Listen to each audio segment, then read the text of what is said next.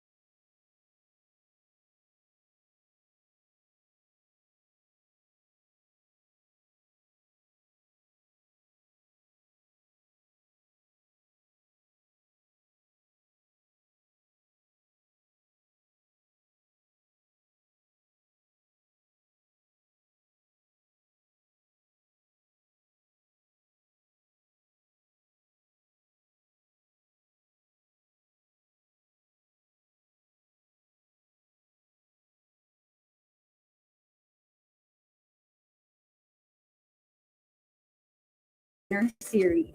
I am Crystal Isales and I'm your host for today. As you're all aware of, this pandemic has changed the landscape of conducting activities meant to inform, educate, and inspire people in their respective fields. But the CAMSUR Chamber of Commerce and Industry Incorporated, in partnership with the provincial government of Camarines Sur, sponsored by the Department of Agriculture and our various stakeholders, intends to break the barriers and cope with the new normal by coming up with a series of webinars to help you in these trying times. Our activity for today is one of the major highlights of the Camarines Sur Business Expo 2020. At this juncture, let us put ourselves in the presence of the Lord for our opening prayer. Immediately after will be the singing of the Philippine National Anthem. Dear God, we glorify you for all the blessings you have bestowed upon us.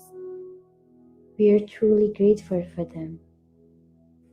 Thank you for allowing us today to meet and share our knowledge and time with one another virtually. May you send forth your divine wisdom to our speakers as they impart effectively their God-given gifts to all the participants. Bless the Camarines Sur Chamber of Commerce and Industry Incorporated as they continue to be the voice of business in Bicol. Bless the participants as well so that they would be able to obtain vital information from this activity. May you send forth your Holy Spirit so that after this webinar, we may share what we learn in the spirit of your love and generosity, especially during these trying times. May we able to bring glory to you, Lord, in everything that we do. Amen.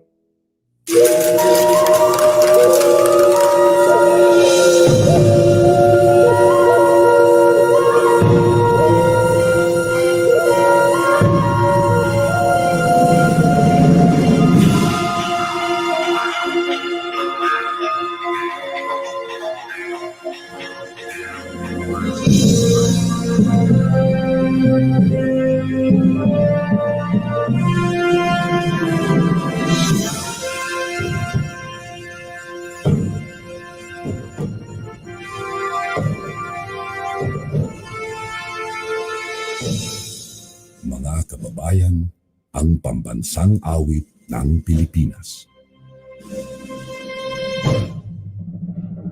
Kayang mag-ibig, sa sinananan, alam ng puso, sa titik mo'y buhay.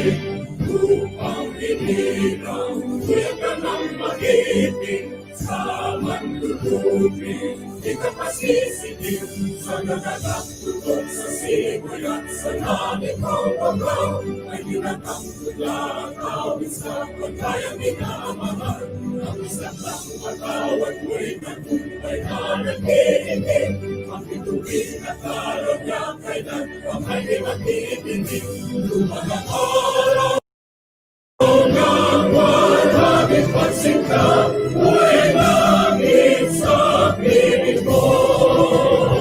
Ang higaya ng karmay mga api, ang mamatay ng dahil sa'yo.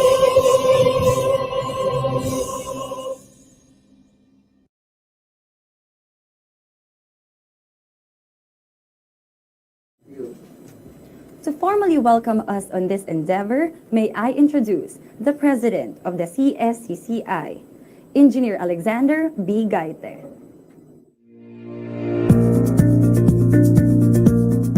It is my great privilege to welcome you all to an exciting and fully digital 3-day experience for the third Bicol Agri Summit webinar. This is part of our Camarines Sur Business Expo 2020, spearheaded by the Camarines Sur Chamber of Commerce and Industry Incorporated. For the past few months, since the outbreak of COVID-19, our lives came to a standstill because of the various safety and health protocols that we have to adhere to in order for us to keep ourselves and everyone we love safe and healthy against the threat of this virus. This pandemic should not stop our business goals. With the theme Agri Summit, New Normal Farming and Marketing, we aim to be of service to the Bicolano farmers and agri-entrepreneurs to make sure your learning and knowledge in this field will be continuous and relevant amidst the challenges that the pandemic has brought upon all of us. Thank you very much, and mabuhay ang negosyanteng Bicolano.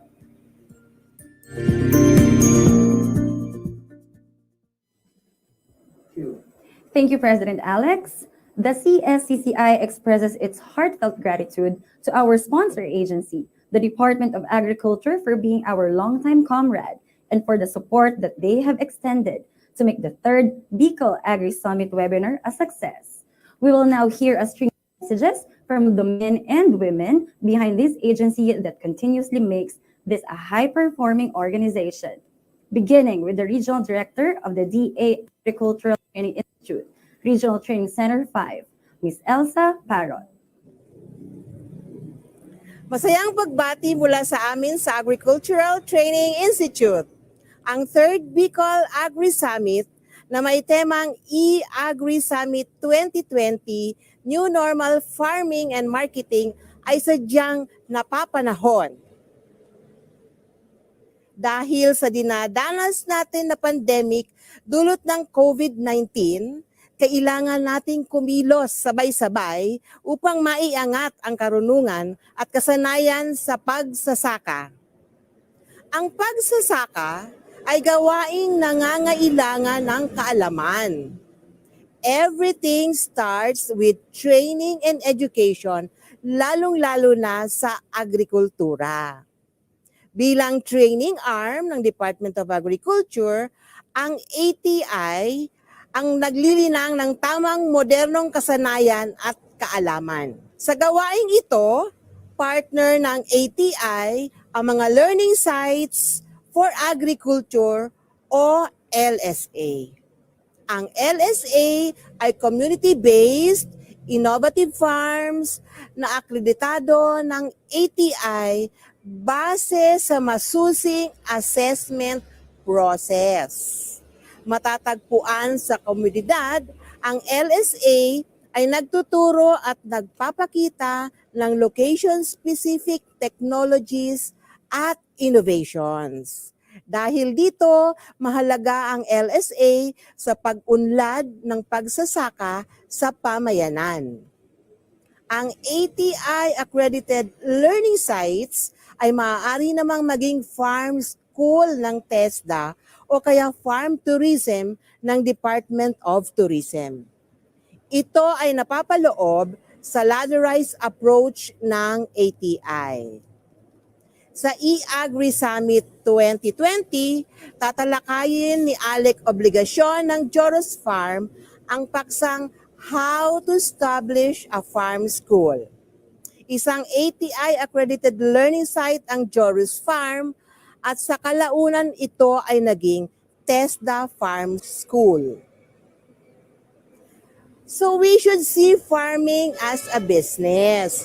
Kailangan maging agripreneur ang ating mga magsasaka. Kung kaya't ang paksang Financial Literacy for Farmers ay tatalakayin ng aming mahuhusay na technical team. Sinikap naming maipaabot ito sa paraang akma sa kasulukuyang henerasyon. Dapat nating maipahayag na may ganansya sa agrikultura. Inihikayat natin ang mga kabataan na tanggapin ang hamon ng pagsasaka dahil ito ang saligan ng ating ekonomiya at buhay. Malaki ang maitutulong ng henerasyong ito. Ang henerasyon na kinalakahan ang paggamit ng information technology upang lumago ang modernong paraan ng pagsasaka at paglalako. Kailangan kayo ng sektor ng agrikultura. Congratulations in advance. Jos Mabalos sa Camarines Sur Chamber of Commerce and Industry, Incorporated sa pagkakataong magpagkilala sa DAATI bilang katuwang sa pagsulong ng pagninegosyo sa larangan ng agrikultura dito sa ating probinsya, ang Camarines Sur. Sa atin pong lahat, again, congratulations. Diyos mabalos po. Thank you very much, Ms. Elsa. We now proceed with the awarding of the Digital Plaque of Appreciation for Ms. Elsa Parrot. Camarines Sur Chamber of Commerce and Industry Incorporated, in partnership with the Provincial Government of Camarines Sur, CAMSUR Business Expo 2020, Third Bicol Agri Summit presents this plaque of appreciation to Ms. Elsa A. Parrot, Regional Director, DA Agricultural Training Institute, Regional Training Center 5, for extending her invaluable contribution and unwavering support as our sponsor, contributing to the success of the third Bicol Agri Summit, theme E-Agri Summit 2020, New Normal, Farming and Marketing. Given this 22nd day of October 2020 at Naga City, Camarines Sur. Signed by Jose L. Namoro, Chairman, 3rd Bicol Agri Summit. Kristen Carl E. Malazarte, Chairman, CAMSUR Business Expo 2020. And Engineer Alexander B. Gaite, President, CSCCI. Now we will also hear a message from the Regional Director of the Department of Agriculture, Mr. Rodel P. Tornilla. Good day, everyone. Agriculture is life.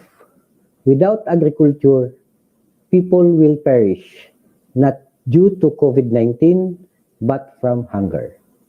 As the crisis on African swine fever and the dreadful pandemic continue to bring havoc in the agriculture industry, the Department of Agriculture has been challenged to reboot and reform its agricultural policies and practices.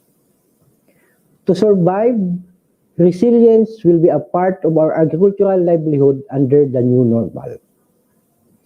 Under the new normal, digital technology solutions are now being considered to keep businesses going. The DA will also digitize its operation to adjust to the current situation caused by the pandemic. Furthermore, the agriculture and fishery sector must grow in order to increase food sufficiency levels by partnering with private companies and local government units. By way of collaborating with the Camarines Sur Chamber of Commerce in creating this webinar series with the theme E-Agri Summit 2020, New Normal Farming and Marketing, we hope that our local entrepreneurs in the agricultural industry will be able to survive, reboot, and grow in these trying times.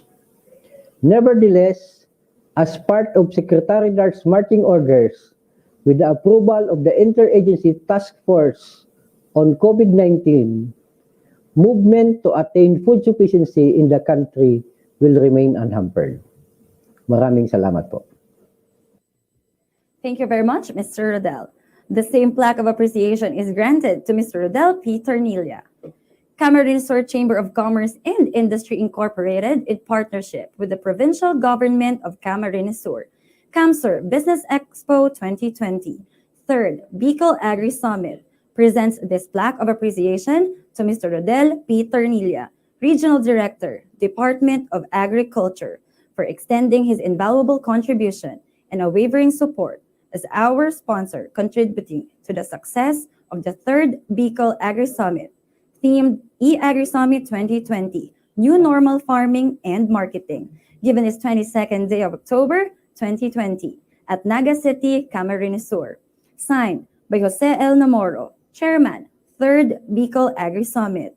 Kristen Carl E. Malazarte, Chairman, CAMSUR Business Expo 2020. And Engineer Alexander B. Gaite, President, CSCCI. Now let me turn you over to this clip for some words from our keynote speaker, the Secretary of the Department of Agriculture himself, Secretary William B. Dar.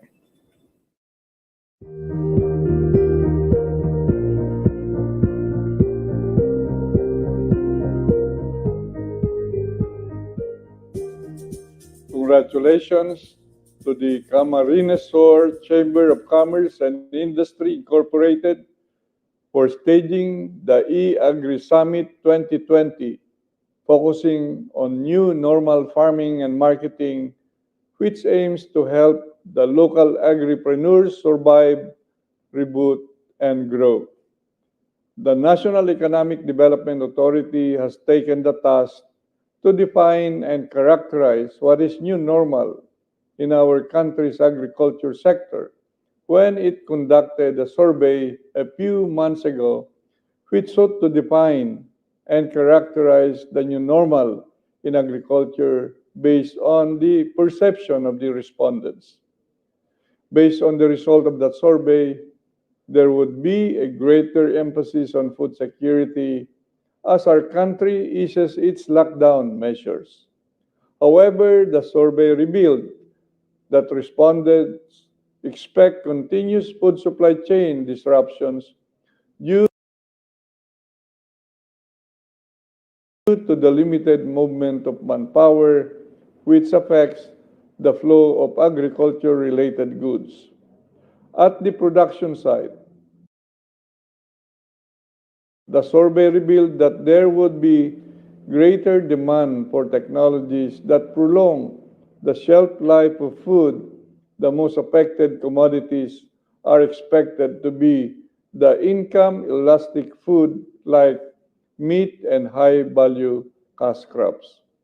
Given this new market demand and trend, the DA is on the right track in implementing the Plant program or Alpas Ahon Lahat sa Pagkain Sapat laban sa COVID-19.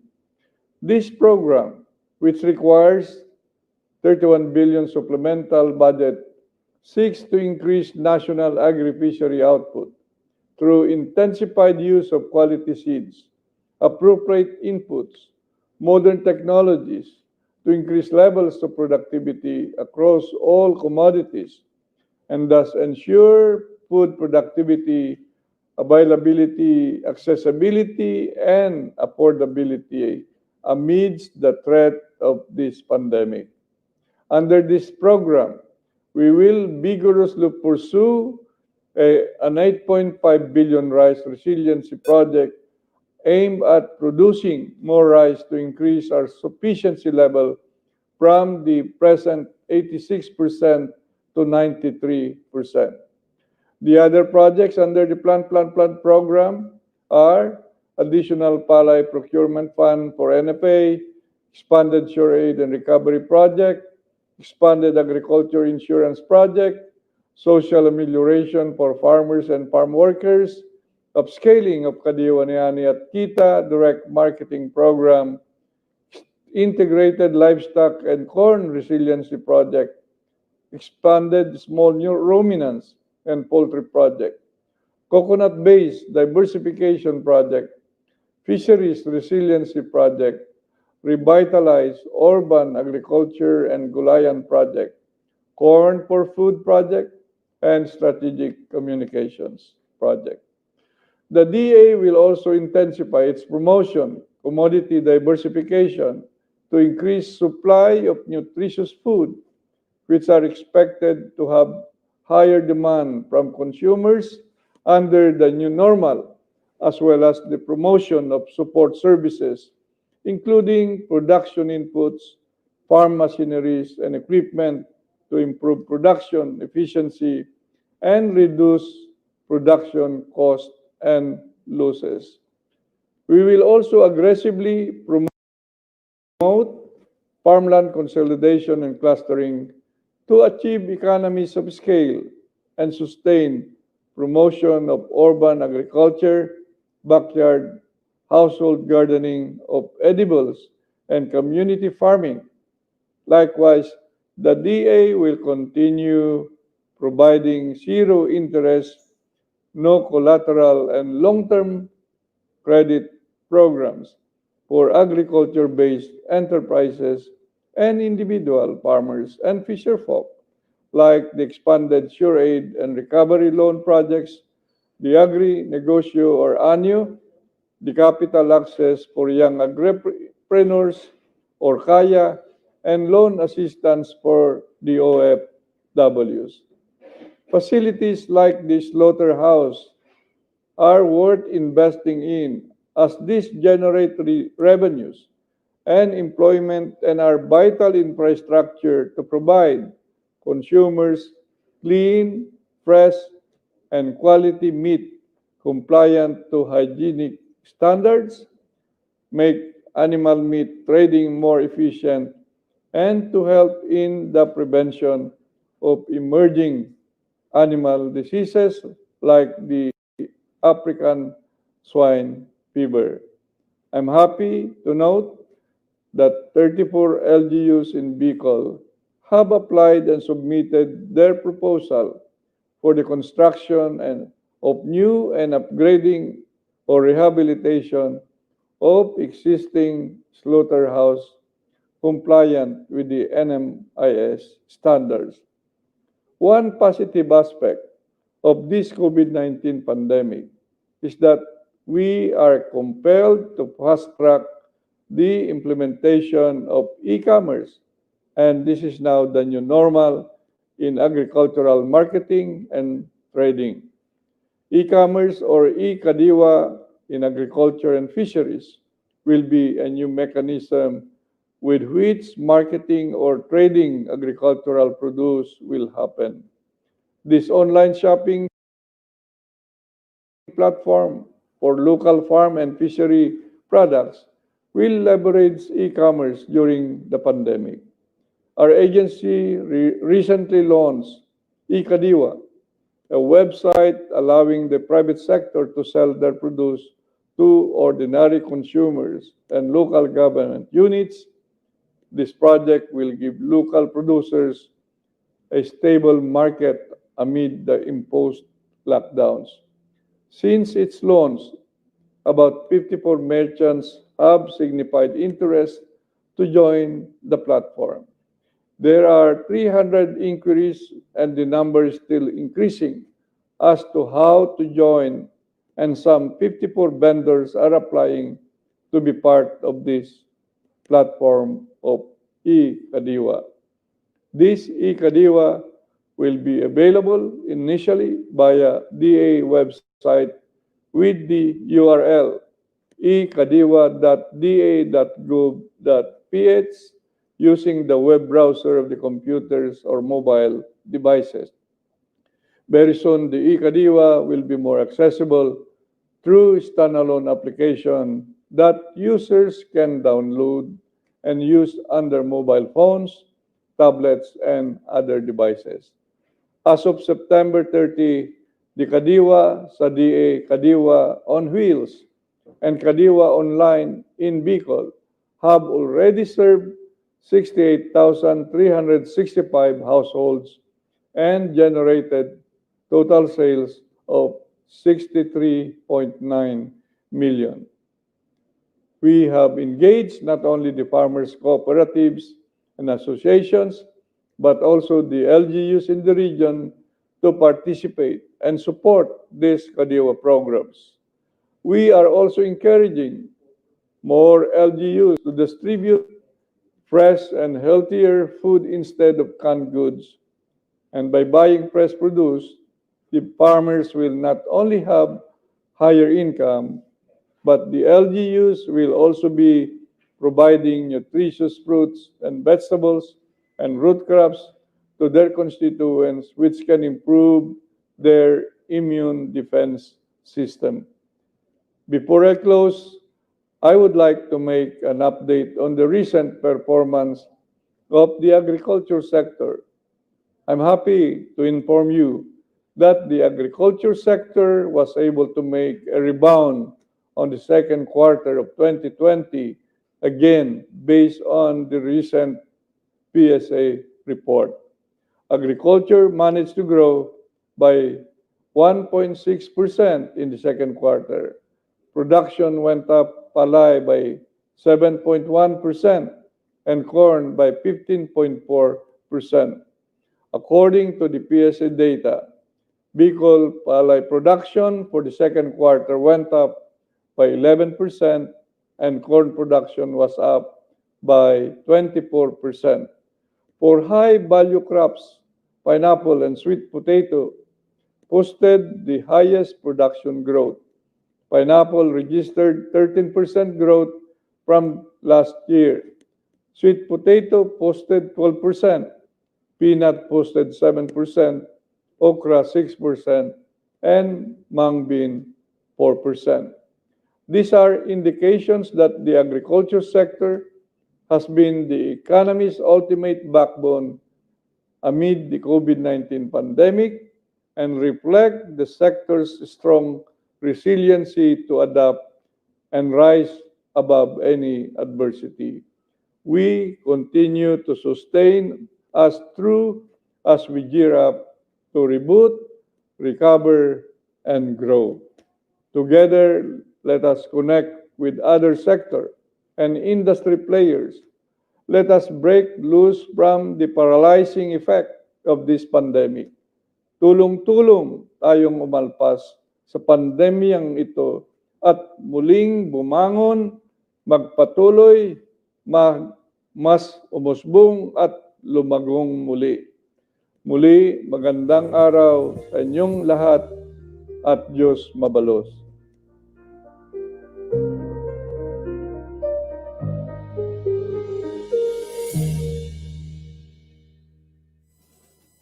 Thank you very much, Secretary William B. Dar.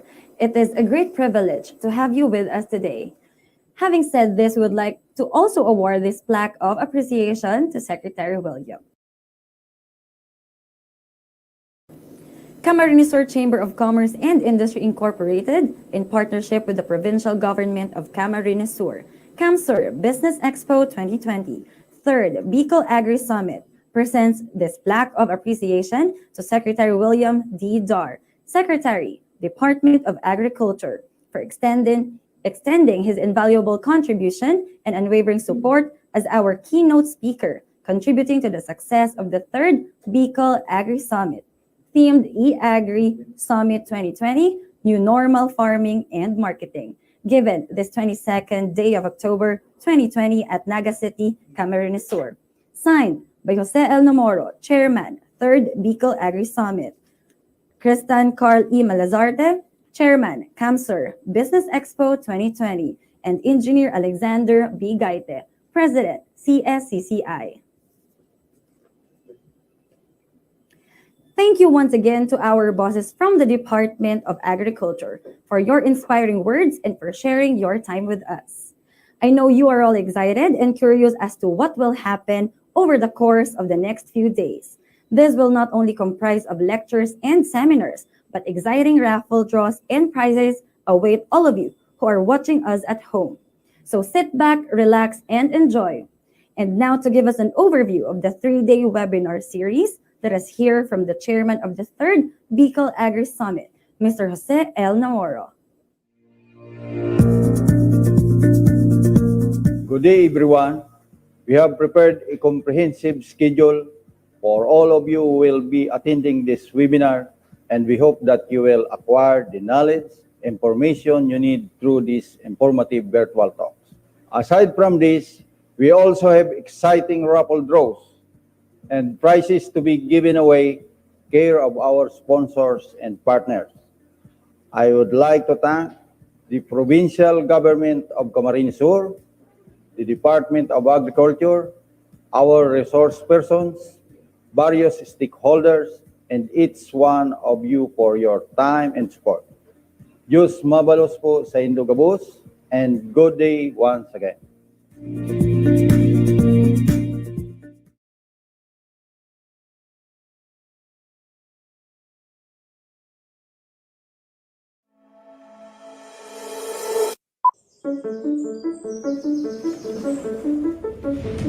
Malaking papel ang ginagampanan ng agrikultura sa ating bansa.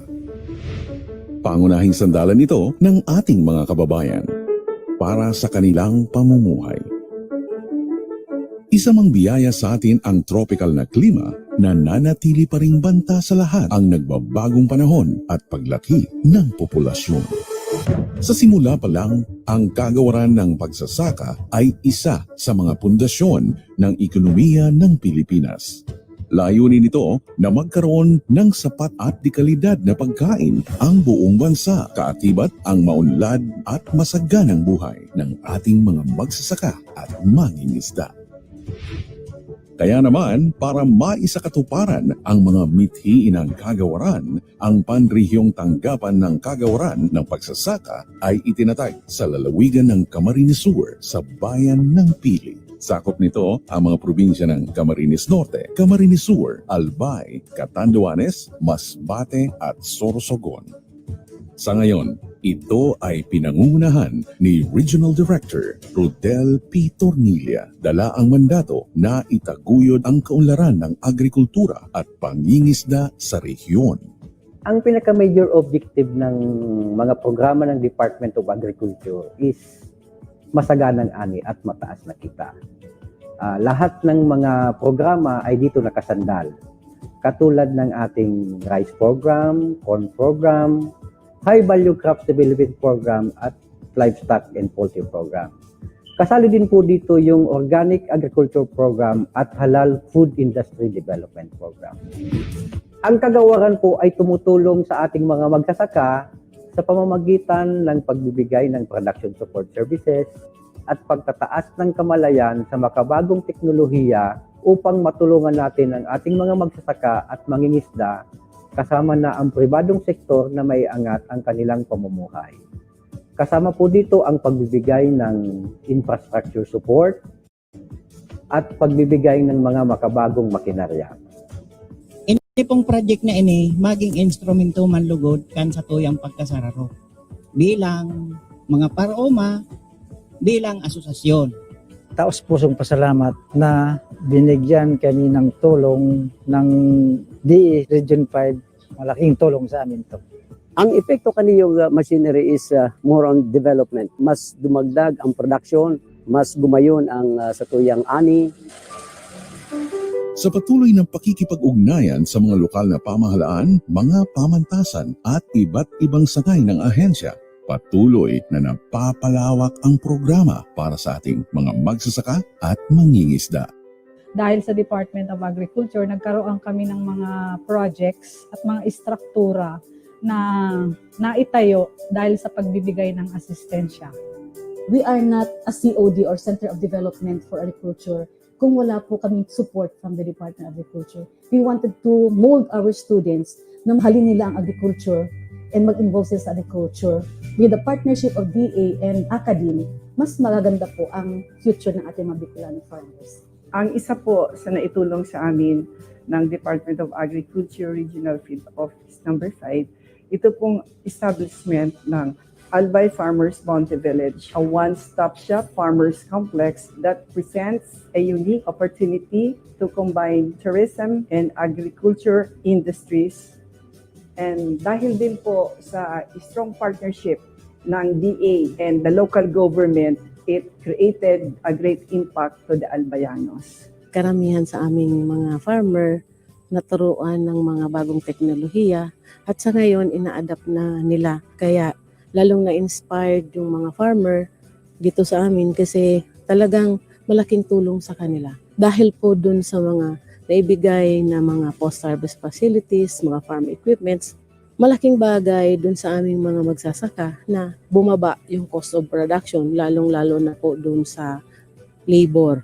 Karamihan sa aming mga farmer dito nakaahon dun sa mga malaking utang sa mga komprada. Graduate ako ng IT, tapos biglang big shift to farming.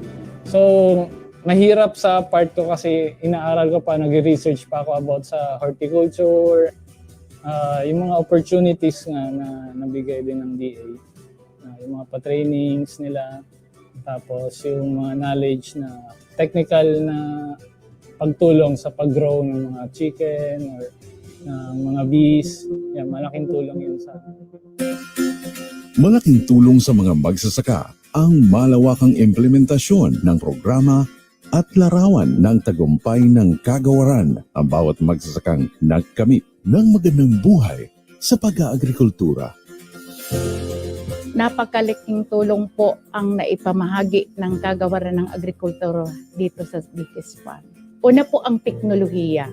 Ipinapadala po ako sa iba't ibang klaseng training sa Department of Agriculture. So ako po ay natuto ng iba't ibang klaseng teknolohiya. After ng series of training, binibigyan kami ng mga starter kit. Binhi, minsan fertilizer, farm tools, then umabot po sa punto na mayroon na kami mga farm mechanization na laking tulong po. Napatapos ko po na mas magaan ang aking mga anak sa kanilang pag-aaral. Nung dumating po ang Department of Agriculture, marami po silang naitulong sa amin. Naigabay po kami sa tamang pagsasaka. Tumaas po ang aming ani. Gumanda po ang aming pamumuhay. Sobrang nila kaming nabiyayaan at sobrang nila kaming natulungan. Sa patuloy na pagbabago ng panahon, di maiwasang magbago ang direksyon at estratehiya ng kagawaran ng pagsasaka sa Rehiyon 5 na ginawang mas produktibo at nakabatay pa rin sa kanilang layunin. Ang isa pong nakaka-apekto sa ani at kita ng farmers dito sa Bicol ay yung regular na pagkakaroon ng mga sakuna tulad ng bagyo, baha, tagtuyot.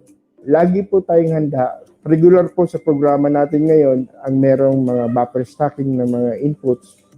Meron din po tayong sinasagawang mga regular na monitoring at pag-iikot para malaman yung totoong kalagayan ng mga farmers.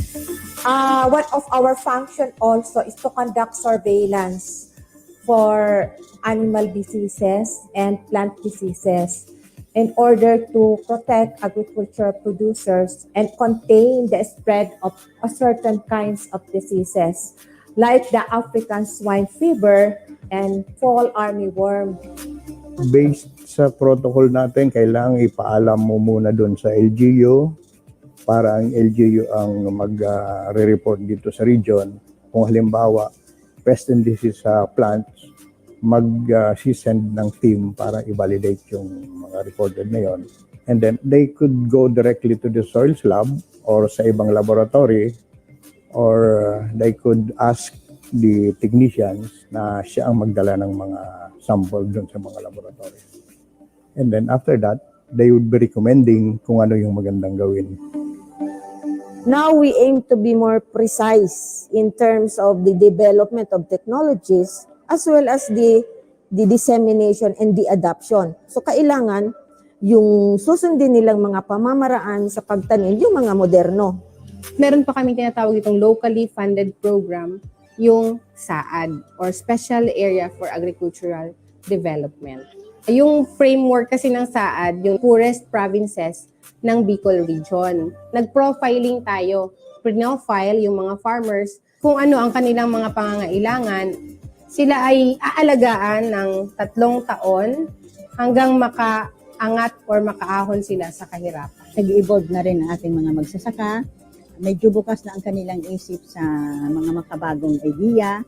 Ginagamit namin na channel or tool, yung quad media. Pinapaabot natin sa ating mga clients yung mga programang pinag-isipan ng mabuti ng pamahalaan ng mga nag-implement ng programs para po makarating para sa kanila. Ang DA at ACPC ay maraming agri-credit na ini-implement. Isa nito ay ang KAYA, Capital Access for Young Agripreneurs. Ito po ay para sa mga millennials. Mayroon pa tayo ng ANYO, Agri Negosyo Loan Program. Para sa mga individual, pwede pong maka-loan up to 300,000. Para sa mga may negosyo, pwede umutang up to 15 million. Payable in 5 years, 0 interest. Mayroon tayong Expanded Sure Program. Para sa mga individual, pwede makautang ng 25,000. At para sa mga agri-entrepreneurs, gaya ng ating mga RPC, yung mga processors, ay pwedeng umutang ng hanggang 10 million, payable in 10 years, 0 interest. Ang Department of Agriculture is into updating ang ating RSBSA through the National Farmers and Fisherfolk Information System. Dito po kasi ating nilalayon na lalong mapaigting po ang pag-i-implement ng mga agri and fishery programs and projects through these CSOs. Magiging minimum requirement na po to para kayo ay mabigyan kung anumang intervention na pwedeng maibigay sa inyo ng Department of Agriculture. When President Duterte signed Proclamation Number 922 declaring a state of public health emergency throughout the Philippines, the DARFO 5 responded immediately by creating the Food Resiliency Task Force. The primary goal is to have an unhampered movement of cargos, food products, agri and fishery inputs, as well as the agri-fishery personnel throughout the region through the issuance of IATF IDs. This task force ensured also that we have food available for every Filipino or every Bicolano, ensuring a food which are safe, affordable, and accessible to the farmers as well as to the community through the Kadiwa ni Ani at Kita, rolled in different places of the region.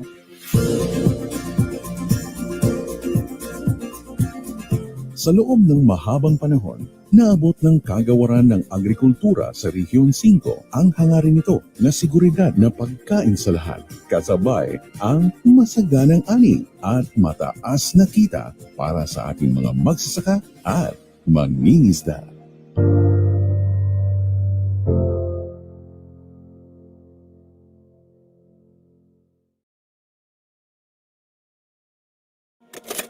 African swine fever, or ASF, is a viral disease of pigs with no treatment, no vaccine, and is highly contagious.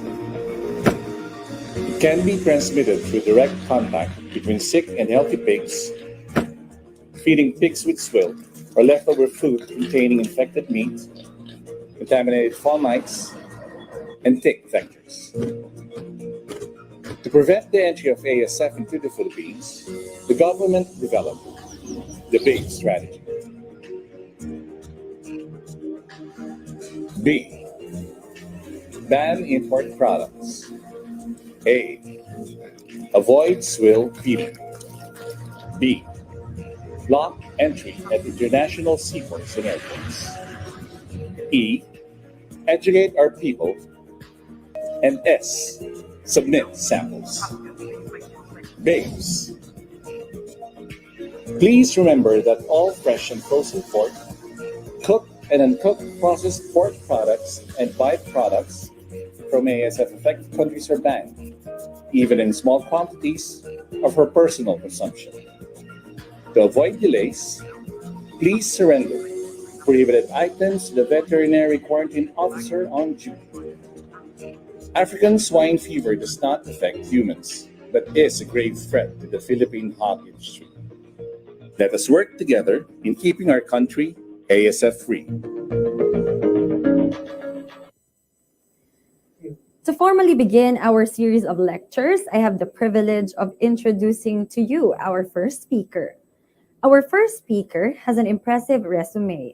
He is the brainchild of some of the most widely known online pages that you may have heard of, or perhaps have already encountered personally. He's an online marketing consultant and web developer for some of the biggest and international clients. His name is top of mind among local agencies, private institutions, and the academe for speaking engagements and job trainings, among others for online, social media, search engine marketing, and online advertising. His work experience includes being the co-founder of Enhancers Review and Tutorials, which was cited as one of the biggest review centers in Metro Manila in 2004 to 2005. He is responsible for the Academic Clinic, which was listed as one of the 5 education blogs in the Philippines for the year 2012 to 2014. Naga City Guide, which currently has 150,000 fans, became the biggest private fan page or local online marketing consultant in Naga City. He also owns Online Creative Solutions, a local online marketing consultant for local businesses. He studied at St. Joseph School in Naga City. He graduated with a degree in BS Mining Engineering from UP Diliman, where he was a Philippine Geothermal Incorporated College Scholar. And he has a practical MBA at the Social Enterprise Academy. To discuss about digital e-commerce for farmers, ladies and gentlemen, it is my honor to introduce to you Mr. Bryden C. Elizan. Magandang umaga po sa lahat and welcome to this session about digital e-commerce for farmers. Ako po si Bryden Basil Ilisan. Bale, isa po ako sa mga tao behind Naga City Guide. Isa po siyang hyper-local na online marketing agency. Muramart, isa siyang mobile app na ilo-launch next month. And as well as Online Creative Solutions, another agency serving foreign clients, hotels, etc. So maliban po dyan, isa rin akong online marketing mentor for DTI and DICT.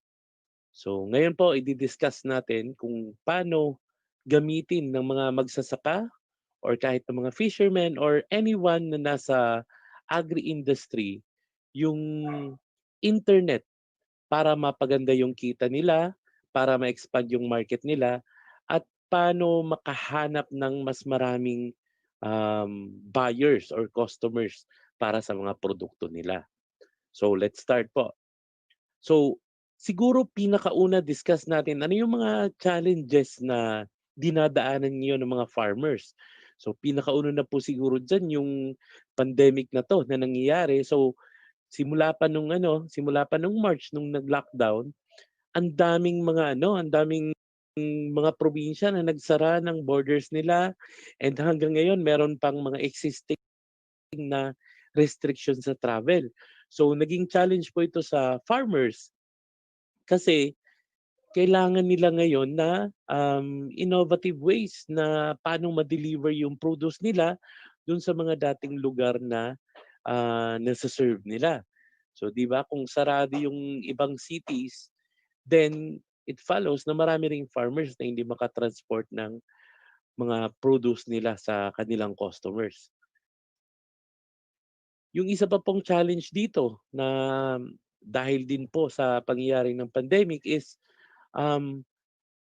maraming restaurants and hotels yung nagsarahan. Meron nang nagbukas pero mahina pa rin yung demand from the customer side. So malaking market po ito sa agricultural produce, yung mga restaurants and hotels. So dahil mahina rin yung negosyo nila, mahina rin yung bentahan ngayon ng ibang agricultural produce. So challenge din po sa farmers kung saan makakakuha ng bagong demand or bagong customers na mapagsusuplayan ng mga produce nila. So even before the pandemic, meron na pong mga challenges sa magsasaka. Isa na po sa malaking challenge diyan yung rice tariffication law or yung rice importation kasi nagkakaroon ng maraming supply locally, and so ang impact niyan is bumababa din yung mga presyo ng bentahan ng ng palay dito. And of course, yung original na virus kumbaga, yung ASF or African swine fever na na nakakaapekto ng mga yung may piggery. So ang dami na ring naapektuhan nito, ang daming mga kinailangan na yung mga piggery farms na kailangan na isara at kailangan na patayin yung mga alaga doon. So napakalaking challenge din po sa sa meat industry.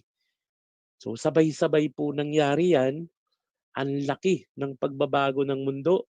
So kailangan din po siguro at this time, at this juncture, kailangan din natin na malaki rin yung pagbabago natin sa pag-adjust natin sa bagong mundong ito. So tamang-tama po. So meron online marketing, and if you will notice, ang dami pong nag-switch na online na yung pag-market nila ng restaurants nila, ng negosyo nila, ng pagpatrabaho sa empleyado nila, and hindi po nahuhuli diyan yung mga farmers. In fact, sa ibang bansa, ginawa na po 'yan, and marami ng farmers na um, naka-adapt dito sa nangyayari sa mundo ngayon dahil active na sila magbenta. Kumbaga nakakuha sila ng ibang means na makapagbenta ng products and products nila online. So ngayon, why consider online marketing? Isa-isahin natin yung particular reasons. Nagre-revolve yung reasons niyan around because information directly translates to money when you talk about online marketing sa negosyo. Kasi po yung sa internet, syempre available sa iyo lahat ng information, available sa iyo na mahanap yung kailangan mo. And if we break it down, 'di ba yung kailangan na po natin kung magsasaka ka is mahanap mo yung buyers mo, then mabebenta mo na yung produce mo. So isa po yun sa binibigay ng internet, ng online marketing. So when you do online marketing, mas marami kang kapasidad para makahanap ng mga buyers para sa produkto mo, 'di ba? Halimbawa, dati yung kilala mo lang na binebentahan yung malapit sa barangay nyo, nakasanayan mo na binebenta dito sa particular na trader na 'to or particular na town na 'to. 'Pag gumamit ka po ng internet, mas dadami yung options mo na mapagbebentahan. Pati yung mga nasa karatig bayan, yung mga nasa kabilang siyudad. So puwede mo pong mahanap sino yung mga bumibili ng produce dun na kagaya ng tanim mo. Tapos kung mas marami ka pong options kung sinong mapagbebentahan, then mas marami ka din options na mapataas yung presyo na pagbenta mo ng produkto mo. Another reason po na dito, na connected dito is kapag gumamit ka ng online marketing, then meron kang way na malaman kung ano yung mga trends na nangyayari online. So kung ano po, kung naging active kayo sa Facebook naging active kayo sa Facebook nung pag-lockdown pa lang sa pandemic, then mapapansin niyo po na umusbong din dun yung trend na yung plantito and plantita na movement. Yun po yung mga tao na hilig sila na mag-collect ng mga halaman sa bahay-bahay nila, yung mga ornamental plants. So kung papansinin niyo po diyan, nagkabentahan sila, ang daming nagbebentahan niyan. And tingnan niyo po yung mga presyo, ito, ah, croutons lang siya, tumutubo lang siya sa tabi-tabi. Tingnan niyo po yung mga presyo, may 900, may 1,150, 'di ba? Ang layo po ng presyo niya sa yung mismong pino-produce natin na na yung kinakain ng tao. So kung meron kang access sa online information, makikita mo yung trend na 'to and puwede mong sakyan yung trend na 'to. Kumbaga hindi po mahirap na magpatubo ng mga ganitong ornamental plants. Kasi marami naman na puwedeng pagtaniman, and medyo nakakatawa nga, um, yung mga tao kumbaga, kapag sa presyo ng bigas kung sabihin natin, masyado silang particular paminsan kung gaano kamura yung dapat na binibili nila. Pero pagdating dito sa ganitong ornamental plants, willing sila na magbayad ng malaki para makakuha ng ganito para sa bahay nila. In fact, sa Manila, merong mga nagbebentahan pa ng 25,000, ng 30,000 ng mga ganitong klaseng halaman. So until now po, ongoing yung trend na 'to, and kung sa tingin niyo may mga halaman na ganito sa lugar niyo, puwede niyo pa rin pong pagkakitaan ang trend na 'to. Marami akong nakikita nito sa local marketplace na nagbebentahan ng ganito. And of course, when you do online marketing, pwede mo pong ma-identify dun kung sino yung mga mismong magiging customer mo and pwede kang mag-sell directly dun sa customers na yun. 'Di ba, before, kung hindi pa tayo masyadong active sa Facebook halimbawa, um, yung ginagawa parati is halimbawa tag-ani, inani na yung ano, yung palay halimbawa is binebenta kaagad natin 'to sa rice mill or sa rice trader halimbawa, bulko na nating binebenta tapos sila na yung nagbebenta sa mga customers. When it comes to social media networks po or online marketing, pwede kang magbenta mismo dun sa mga tao na bumibili talaga niyan, yung kumakain talaga ng mga gulay or bigas na ganyan. So ang gusto pong sabihin nun is since directly kayo connected, pwede niyong ibenta at retail price. 'Di ba? Mas mataas po yun kaysa dun sa yung nagbebenta lang kayo sa na bulko. So pwede niyong pataasin yung kita niyo. Medyo challenge lang sa delivery, pero kung mahanapan niyo ng paraan, then mas malaki yung pwede niyong kitain sa tinanim niyo. So ito po yung pinaka-advantage sa online marketing kasi kung hindi ka nagbebenta online, 'di ba? Kung offline lang talaga yung option mo sa pagbenta ng products mo at gusto mo magbenta directly sa customers, then kailangan mo na mag-rent ng market stall halimbawa. Siyempre, kailangan since may market stall ka, kailangan mo rin na um, mag-hire ng magbabantay ng market stall na 'yan. So kailangan mong paswelduhin 'yan. Ngayon kung nagbebenta ka online, hindi mo kailangan ng mga ganyan. Kumbaga, pwede mong i-post lang yung products do'n. Kung may bibili is mag-i-inquire siya, magme-message sa'yo, and pwede mo siyang sagutin. Kumbaga, anytime. Kumbaga, kahit may ginagawa ka ngayon, 'di sagutin mo mamaya-maya. Pwede kang makabenta directly to the customer na wala kang taong hinire na magbabantay ng market stall na buong araw, 'di ba? So makuwento ko po, ito si EJ Farm Products, ano siya, isa siyang, ah, may farm, entrepreneur siya, farmer. Sumali siya dun sa DICT program na tinuturuan ko, yung ano, yung Digital Jobs Training dito sa Naga City. So pinair siya sa isang student, yung student ginawan siya ng website, tapos ng fan page, tapos ginawan siya ng um, CRM.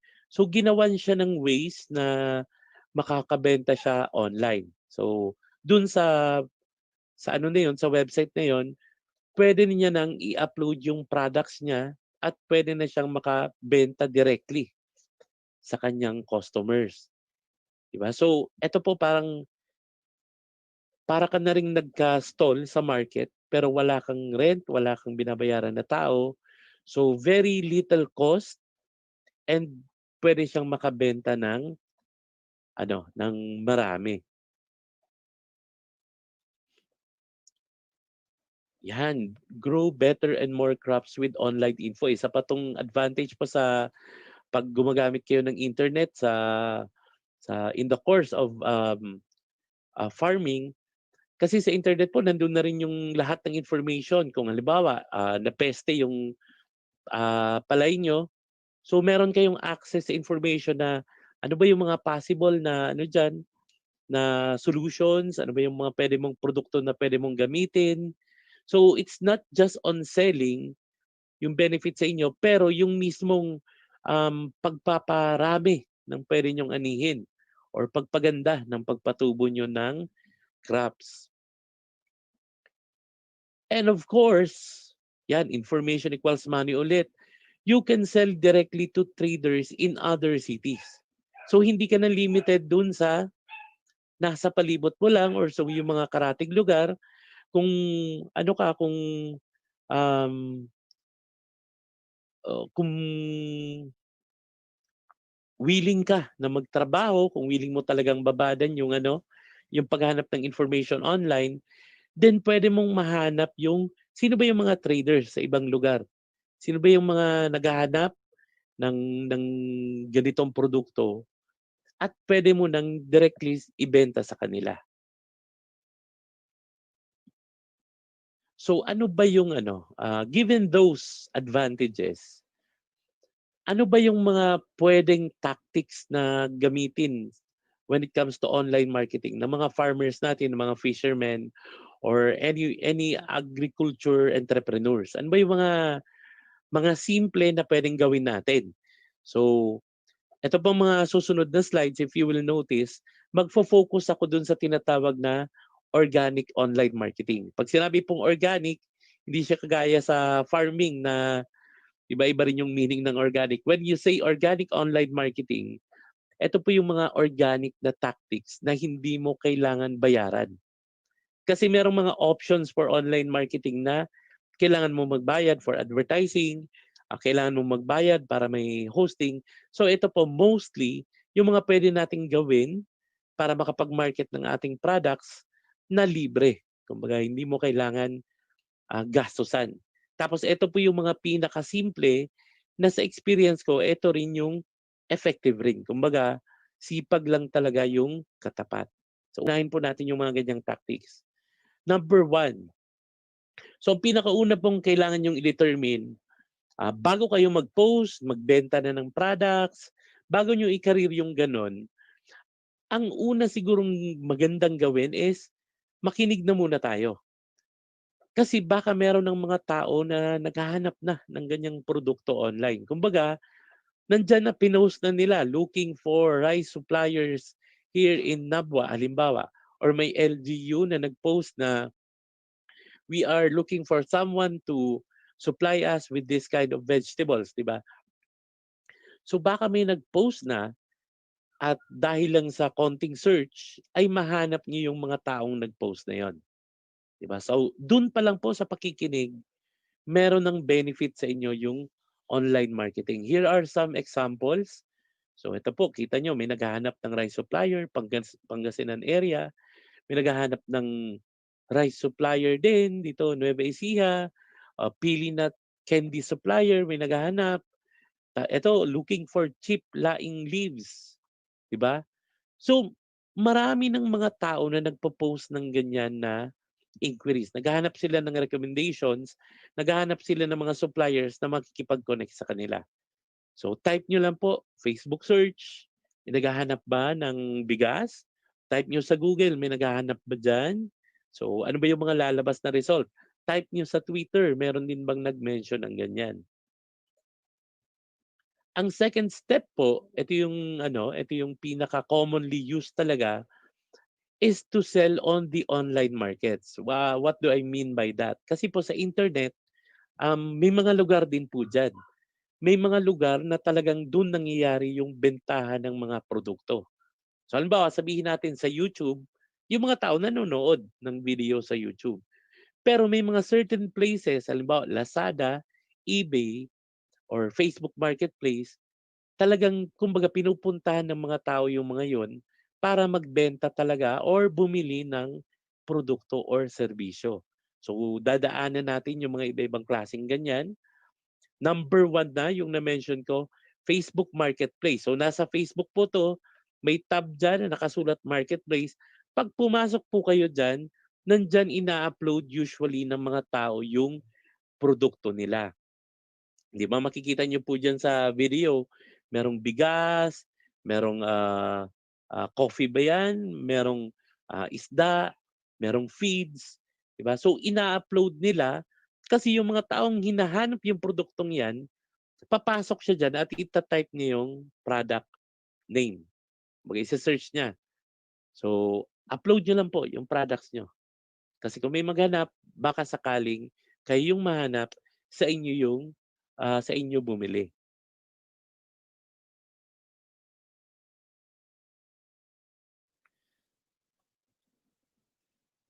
Next po is Facebook groups. Kasi maliban dun sa marketplace, merong mga gumawa ng Facebook group na dedicated talaga sa selling online. So nandiyan yung mga sellers, nagpo-post rin sila sa groups na yun ng ano, ng products, ng services, tapos pumupunta din yung mga potential customers do'n. Or yung mga members na customers do'n, 'pag may nag-post sa group, lumalabas do'n sa feed nila na, "Uy, may nagbebenta pala ng bigas, may nagbebenta pala ng manok," gano'n. So 'pag nagka-interes sila, mag-i-inquire sila do'n sa seller na nag-post sa group. So ito po yung ano ko, ito yung third tip ko, hanapin niyo yung mga groups para sa bentahan sa mga social media networks. Search niyo lang Naga City Buy and Sell or Naga City Sellers Group, mga gano'n. Iba-ibang keywords i-try niyo, tapos kung ano yung lumabas, sali po kayo do'n, 'di ba? So sali kayo, tapos post niyo. Siyempre basahin niyo na muna yung group rules, tapos post kayo ng products niyo, then 'pag may nakakita, baka sakaling may mag-order na directly sa inyo. So medyo marami po 'yan, depende 'yan sa lugar. Halimbawa dito sa Naga baka meron tayong 20 groups na ganyan. Sa Legazpi, sabihin natin may 15 groups tayo ng ganyan. So hanapin niyo lang po. Kasi kahit ito pa lang yung ginagawa niyo, malaki na rin yung exposure na makukuha niyo. Now, another option is to sell directly to restaurants and hotels. Kasi sabihin natin na bumaba yung demand sa hotel, sa restaurants, pero may mga bukas pa rin po na ganyan. May mga nag-reopen na at may mga customer na sila na pumapasok. In fact, kahit hindi konti pa lang yung kumakain na sa restaurants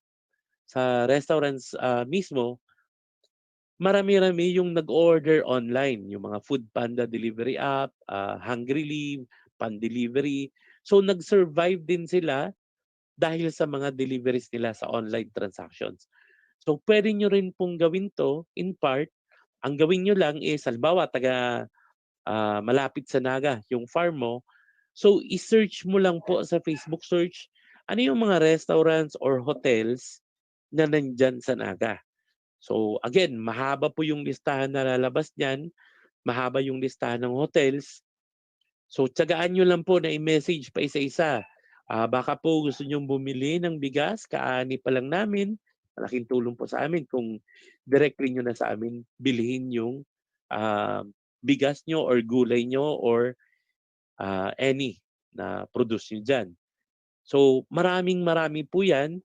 So kahit na sabihin natin na marami yung hindi sasagot sa inyo, may certain number pa rin po na magkaka-interest dun sa pinadala niyo. Sa Naga pa lang, meron daw more than 200 na ano, na restaurants na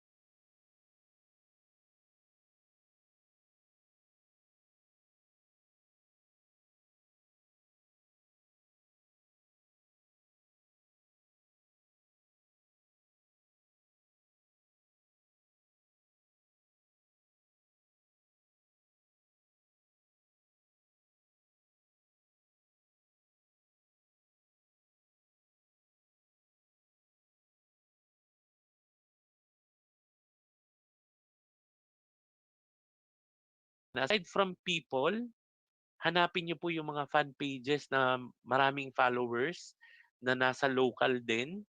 So marami po mga local vloggers, food vlogger, news pages, 'di ba? Marami pong willing na tumulong na i-share yung products nyo sa followers nila. So eto pa po yung isang promising na aspect ng pagse-sell online kasi 'di ba kaya nyo nang mag-join sa local groups na nagbebentahan. By the same reasoning, kahit yung group sa Manila, pwede kayong sumali do'n, 'di ba? So may bentahan do'n, puwede niyong i-post yung products nyo. Yan lang po kung marami kayong binebenta or kung may mga kasama kayo na marami, kaya niyong mag-ship papunta ng Maynila. So pwede kayong mag-post do'n sa groups, tapos 'pag may nagka-interes, 'di ba, puwede niyong ipadala. Ang maganda dito is mas malaki yung population ng Manila, 'di hamak.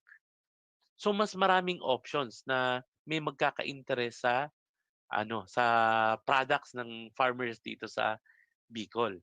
So again, tiyaga lang po yung kailangan diyan. Search lang kayo ng search ng mga groups na nagbebentahan dito sa Bicol, sa Manila. Search ng group, join lang ng join, post lang ng post. Hindi lang po isang beses 'to gagawin.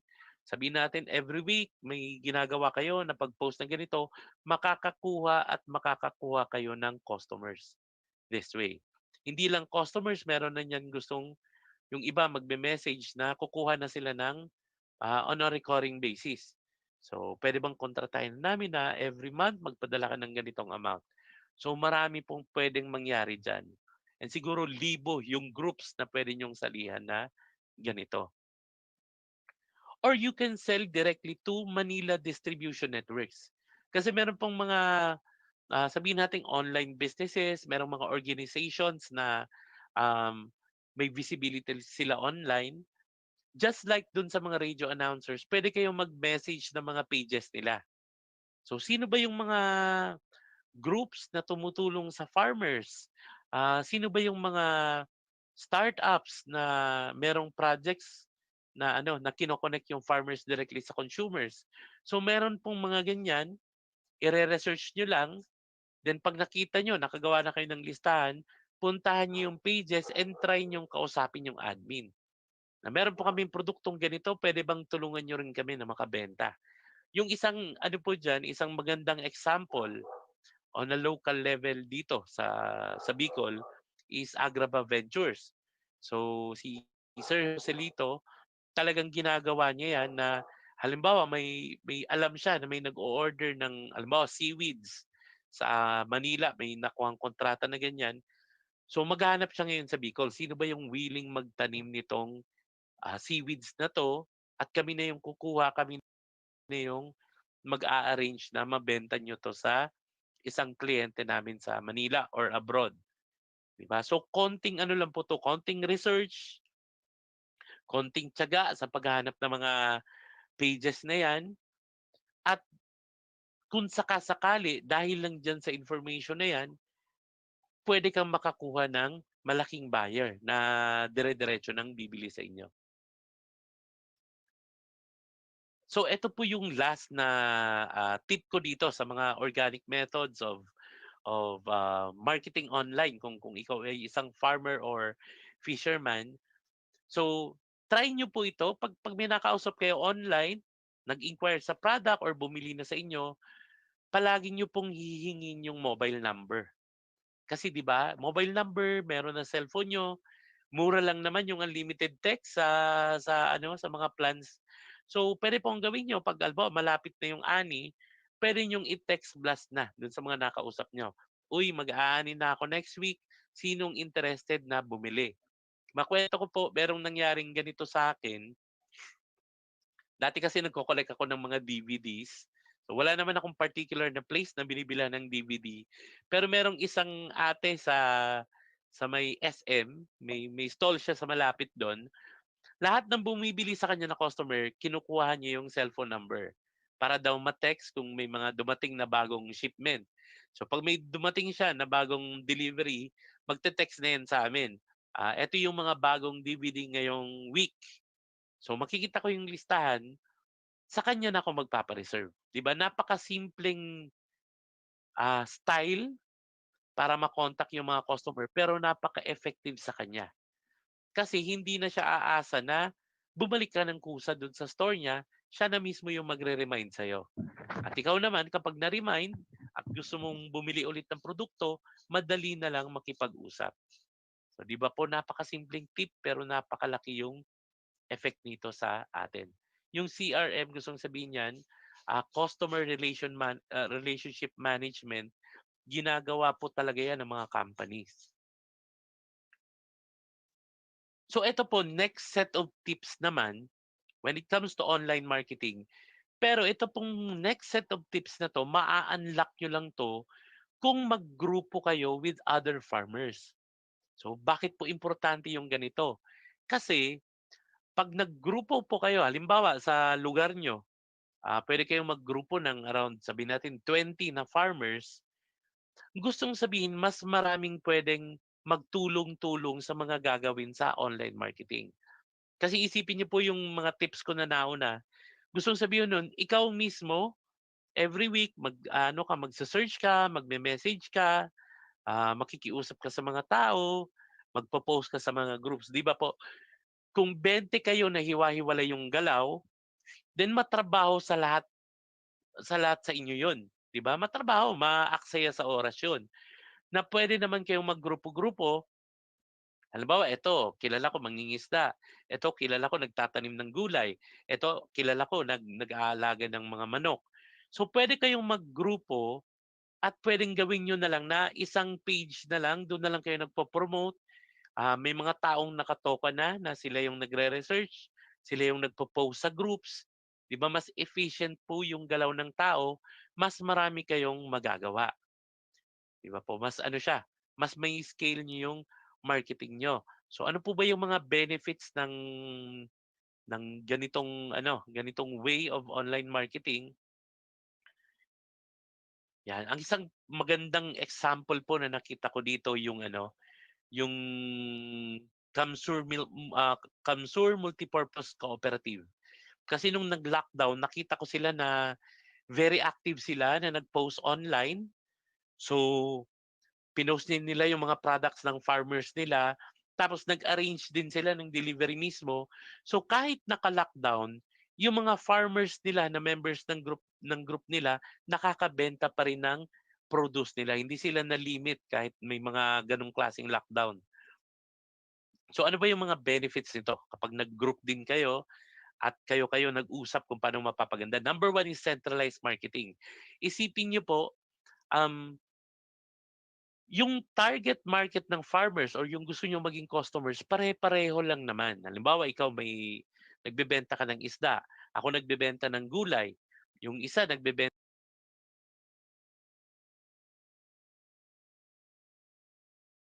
ng bigas, pare-pareho lang naman yung target consumer natin. At kung hindi tayo mag-work together, lahat tayo nagtatrabaho para mahanap yung consumer na yun. So kung magkaisa tayo sa isang group, isa lang yung taga-post natin. Kumbaga isang post, iba-ibang produkto na kaagad yung binebenta. Ako naman as consumer, mas matutuwa akong bumili kasi marami akong pagpipilian. Pwede ko nang ipagsabay-sabay yung mga bibili ko. Bibili na ako ng gulay, bibili na ako ng isda, bibili na ako ng itlog.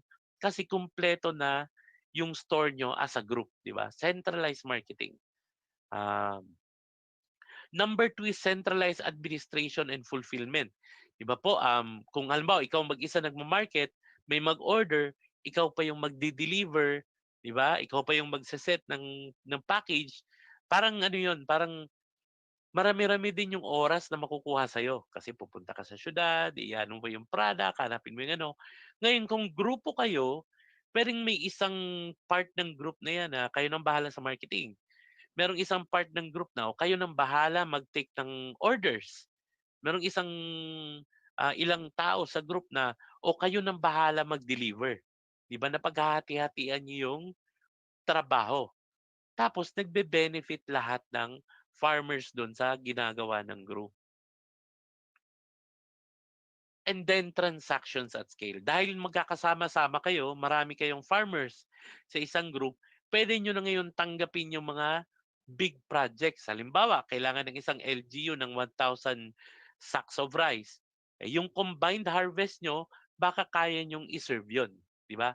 Otherwise, kung meron ka lang 100 kabads, halimbawa, hindi ka papansinin kasi gusto nila isang bulko yung bibilhin nila.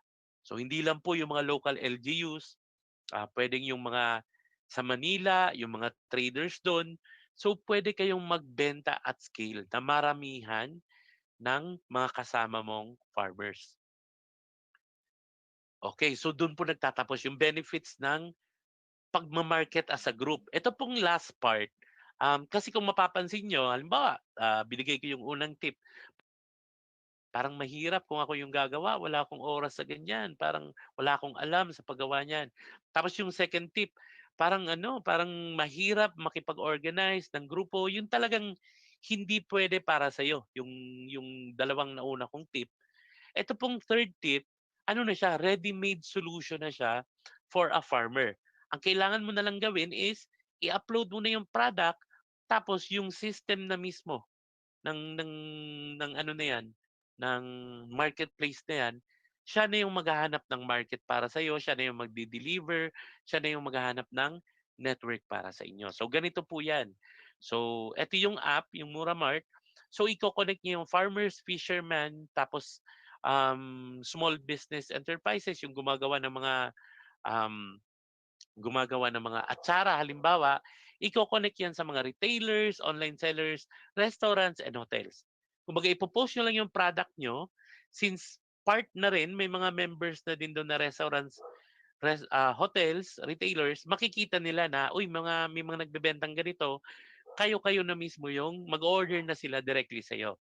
Tapos, pwede niyang i-fulfill yung delivery in between. And ito naman, retailers, restos, hotels, connected din sila sa consumers. So pwedeng, kumbaga, i-connect rin sila dito sa group na to. So from farmers, may connections hanggang sa consumers. Kumbaga, nandun na yung network, hindi nyo na kailangan maghanap kung sino yung mga pwedeng maging customers nyo. Then of course, ito yung mga mga features niya na makakatulong sa inyo. Number one is ipo-post mo lang yung product mo, hindi mo na kailangan gawin yung lahat ng mga maghanap yung mga groups, sino yung mga influencers na magre-repost sa inyo, hindi nyo na kailangan gawin kasi yung app na mismo yung gagawa para sa inyo, yung Muramart na mismo. And number two, yan, existing na yung network. Yung Muramart na mismo yung magbi-build ng sarili niyang network para siguraduhin na pag mag-post ka ng product, nandun yung mga taong bibili ng products na yon. Kumbaga, ready-made na yung network nyo. And not just the local network, pati yung network na nasa labas ng probinsya, halimbawa. So, another feature nitong ilo-launch namin na app is access to crucial info. Kasi, di ba, halimbawa na lang, yung bell pepper, halimbawa, galing pa sa Baguio, yung bell peppers na binibenta dito sa market natin, 90 pesos yung isa, napakamahal na siya na gulay. Kaya siyang ipatubo dito, pero walang lakas ng loob yung mga local farmers na magpatubo kasi hindi nila gamay kung paano nila i-dispatch sa consumers yung mga gulay na yon. Dahil dito sa app na to, matatrack kung ilan ba talagang ilang tonelada ba yung nakokonsumo ng Bicol region na bell pepper on a month-to-month basis. And dahil dyan, pag makuha yung info na yan, pwedeng ipasa sa farmers na eto po yung demand ng ganitong gulay, ito yung demand ng sayote, ito yung demand ng kamatis, ito yung demand ng sibuyas. Pag ipasa yan sa farmers dito na kaya naman itanim yan, then kayo may access na kayo dun sa consumers directly. Ipopost, alam nyo na may bibili kasi sa historical record ng app na yan, may bumibili talaga ng ganyang produkto, sigurado kayong may customers yung bagong klaseng tanim nyo. Yan. Then access to cross-border markets. Yung sinasabi ko kanina, yung mga group sa Manila, yung mga traders sa Manila, yung mga traders sa ibang probinsya, yung mga foreign na nag-export ng ganyan, bahala na yung app na mag-grow ng sarili niyang network. Then kayo, automatically, kung ano yung nag-grow na network ng app na to, may access kayo dun sa bagong buyers na yon. Hindi nyo na kailangan mag-aksaya ng panahon sa pag-build nun. Then access to transportation, 'di ba? Napakalaking challenge ngayon ng transportation dito sa app na 'to. May mga transportation, kumbaga may mga Uber na truck. Halimbawa, bagong ani ka, wala kang kilala na magta-transport niyan, pwede kang mag-order na lang doon na pakisundo dito, kunin mo at dalhin mo dito sa retailer na 'to yung ani ko, 'di ba? Hindi ka na mamomroblema sa sa transportation ng ani niyo. Yan, makikita nyo po dun sa lahat ng tips na dinaanan natin, limitless po yung possibility kapag gumamit kayo ng internet. Kumbaga, ang daming pwedeng gawin, ang daming pwedeng explore, ang laki ng pwedeng i-jump ng benta nyo, ng kinikita nyo sa farming, and napakalaki po ng pwedeng impact nito sa farmers. So, I pray na um, sana po i-try niyo po yung tactics na 'to, or kung kung kahit alin dun sa tatlong binigay kong set of tips. And hindi lang po nagtatapos dito sa seminar yung support namin. Kung interested po talaga kayong i-explore yung online marketing sa niyo sa agri business nyo, then contact lang po kayo sa Camsor Chamber. Very much willing po kayo. Kami na tulungan kayo na maging reality na ma-practice nyo 'to para mapaganda yung benta nyo at mapaganda yung kita nyo dito sa sa mga dinadaanan nating pandemic. So maraming salamat po. Diyan po nagtatapos ang aking presentation about digital farming, digital marketing for farmers. Maraming salamat, and again, good morning sa lahat. Thank you. This is the Agricultural Training Institute. We are the training arm of the Department of Agriculture since 1987.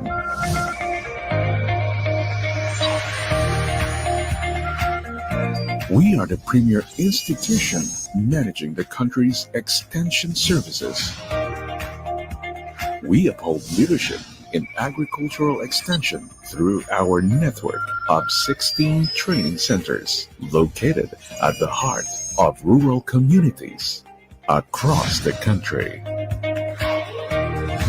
We equip extension workers, farmers,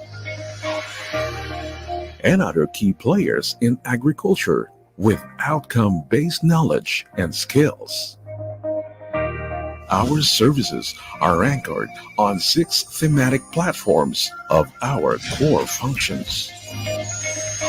We synergize agriculture with informed and capable professionals, the farmers, the fishers, and their families.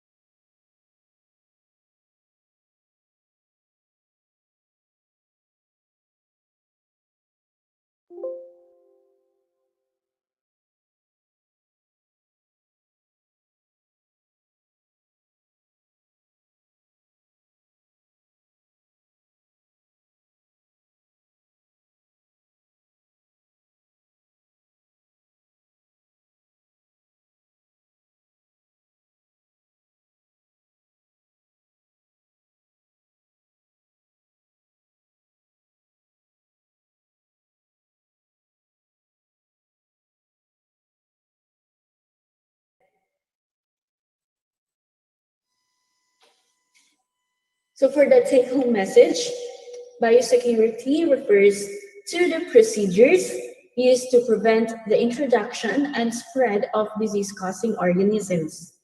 Selection of proper site to raise a farm is the first important step that we need to consider. Biosecurity should always be on top of mind. Develop and practice biosecurity procedures as best management practices. Always make a checklist and a guide as part of the biosecurity protocol. And of course, prevention is better than cure. That is all. Thank you very much for listening.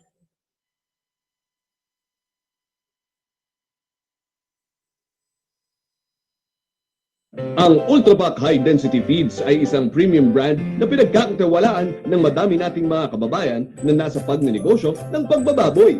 At bakit naman hindi? Dahil ang Ultrapac ay nagpapatupad ng magpit na pagsusuri upang siguraduhin ang mataas na antas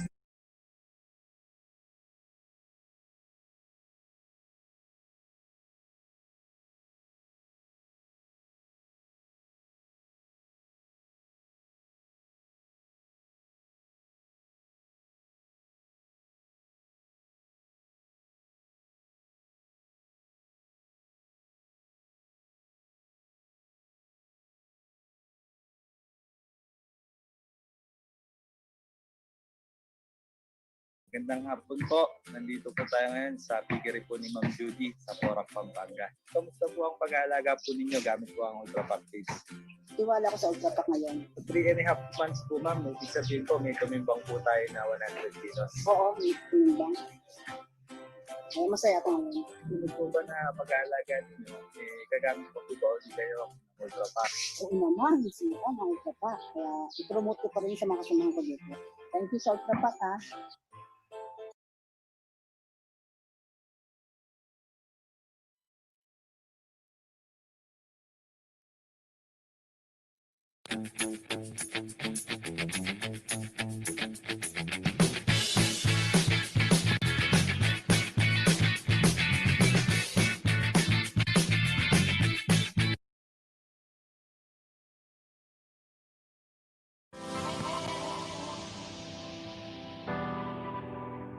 Camarines Sur Chamber of Commerce and Industry Incorporated, culture for economic resiliency and industry innovations on new normal.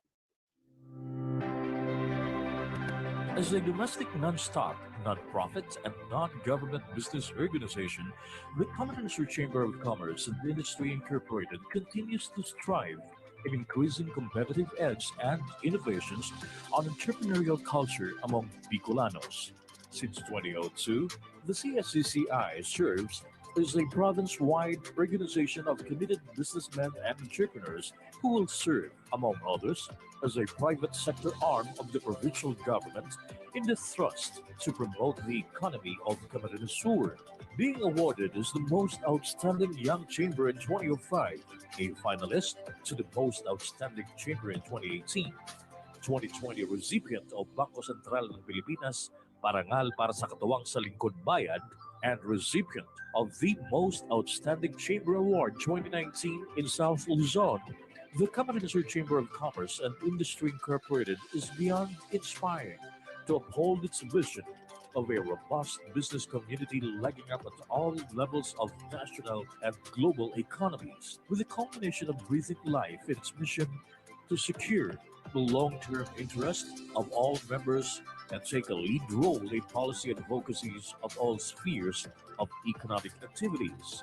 In pursuit of its commitment and advocacy of improving and sustaining competitive position of local businesses in both national and international markets, CSCCI has continued to promote its Giant Steps objectives through its CamSur Business Expo.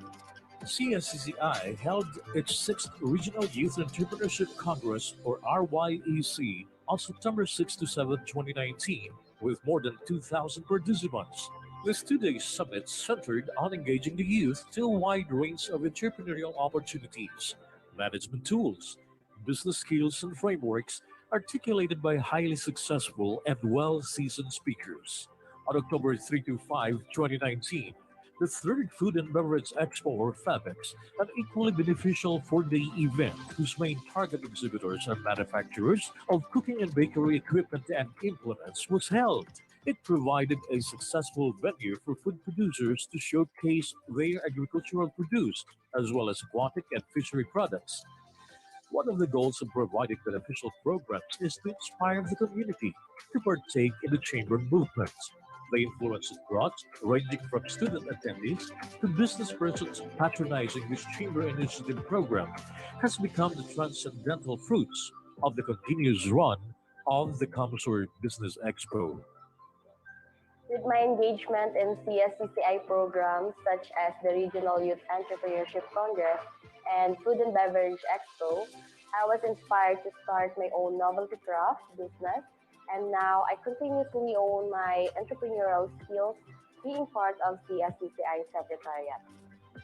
I was able to attend the very first Regional Youth Entrepreneurship Congress during my college days in Ateneo. It gave me ideas on how a young person can enter into business. More importantly, it gave me inspiration to establish Team Baker, my own online-based bakery business. Fast forward to 2020, I continuously witness how CSCCI inspires the youth to dream big.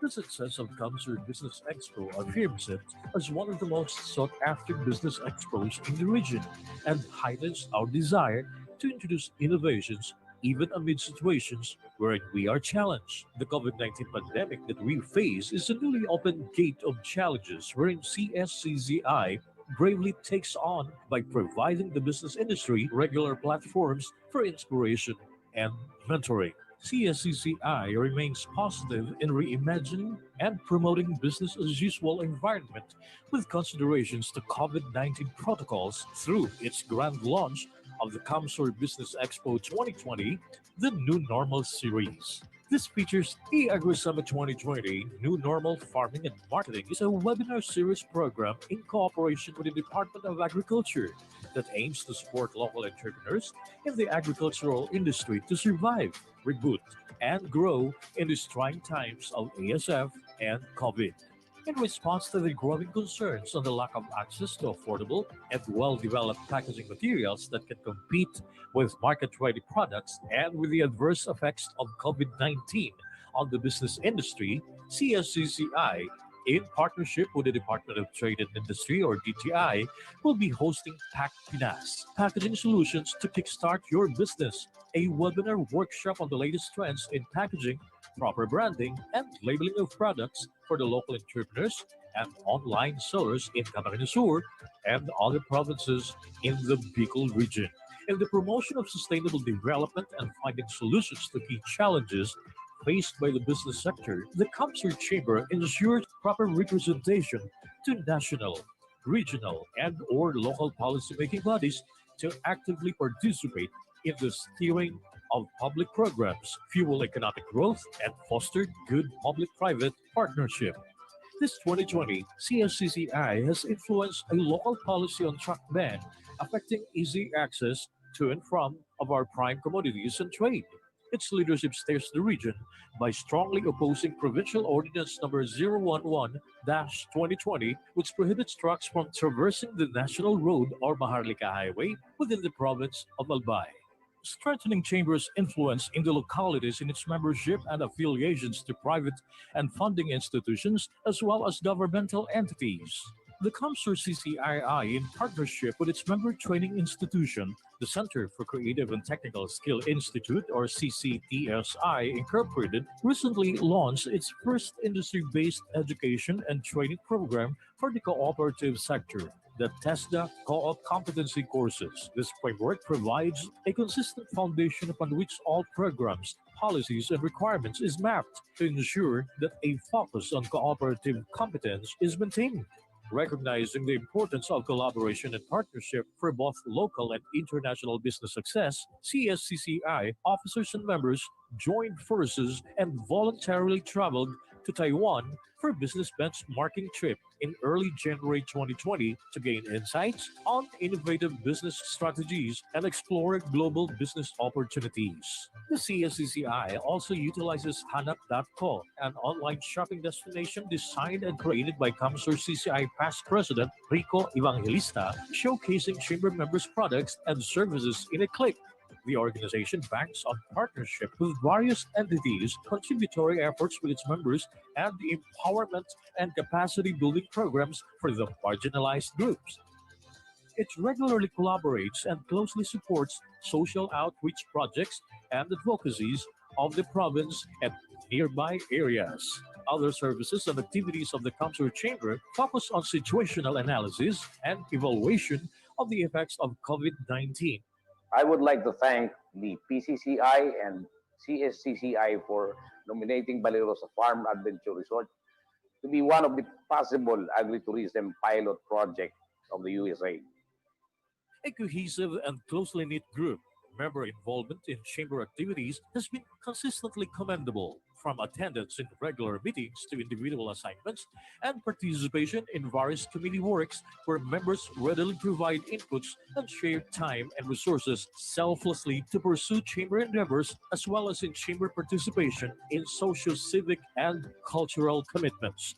More than that, members of the chamber have been actively chairing different committees and holding virtual meetings to constantly monitor peer members' activities and welfare in times of COVID-19. The CSCII reaps another fruit of its productive partnership with the provincial government of Camarines Sur, for soon will rise the Camarines Sur CCII's hub at the heart of the provincial capital complex in Pili, Camarines Sur, as Governor Migs Villafuerte did not only provide land for the chamber, but also shared an armful amount for the realization of its new building. The CSCCI always believes that the current business environment defines entrepreneurship as a more than just the business acumen required to turn an idea into an enterprise. And in these times, it has been so brave in its response to vital initiatives to altering business shops and reshaping business recovery plans. Every program we envision is anchored on the growing potentials and the challenge of innovations.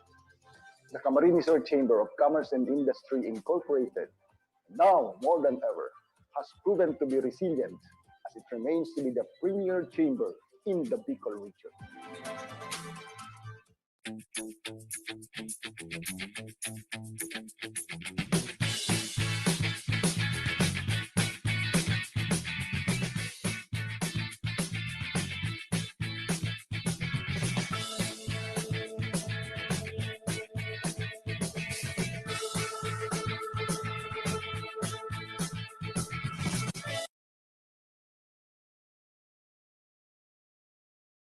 Kailangan na ng matinding linis at proteksyon ng broad-spectrum disinfectant. Gumamit ng Microban GT, the Germ Terminator. Proven effective against viruses, bacteria at fungi. Maghalo lang ng 10 ml ng Microban GT sa isang galon ng tubig. Pwedeng gamitin kahit nasa paligid ang mga alaga. Iwas disease, ligtas ang kalusugan. Ang Microban GT, the Germ Terminator. Galing Unibet, galing Unibet.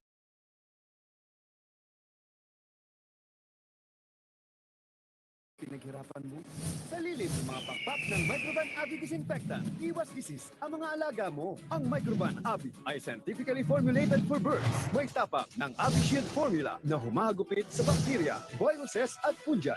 Maghalo ng 20 ml ng Microban Abi sa isang galon ng tubig. Safe gamitin kahit nasa paligid ang mga alaga. Microban Abi, tapang naligtas sa alaga mo. Galing Unibet, galing Unibet.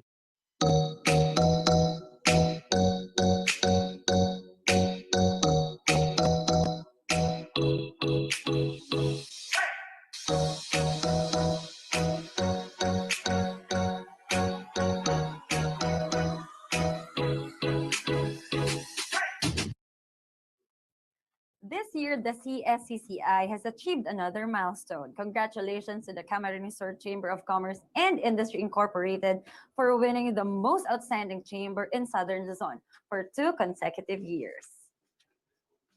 Our next talk will be facilitated by our guests from Deutz Motorgerät Incorporated. Our first speaker, Mr. Joshua Ko, has been working with Still Philippines for almost 10 years. As the Vice President for Sales and Marketing, his advocacy to provide the right tools for farmers shows in Still's growing product range and accessories in the Philippines. Our next speaker, Mr. Michael Sobiron, has been working with Still Philippines for more than 15 years. As the regional head trainer for Still Philippines, he has experience dealing with farmers through product demonstrations. The insights from various farmers, feedback on Still products will allow him to answer any questions you may have in mind. Ladies and gentlemen, this is our talk for farmers' equipment for small and medium farm.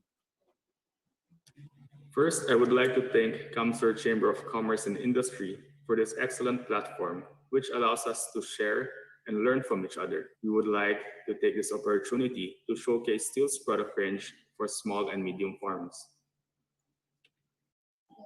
Still is famously known for its chainsaw, as it took forestry work into a new age, with the iconic Still 070 providing jobs and livelihood to many. Over the years, Still has continuously invested in products designed for Asia, the goal of which is to provide high-quality products at reasonable prices.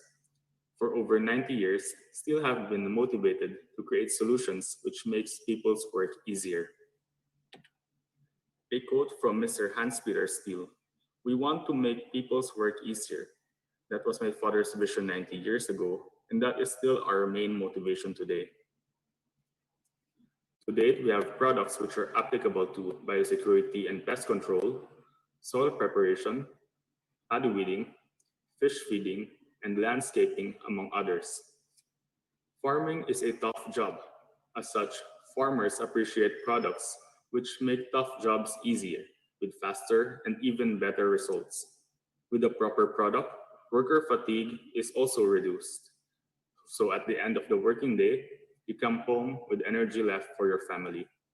Over the next few minutes, our head regional trainer Michael will be sharing a general overview of the solutions we have to offer. Thank you for your attention. Magandang araw po sa inyong lahat.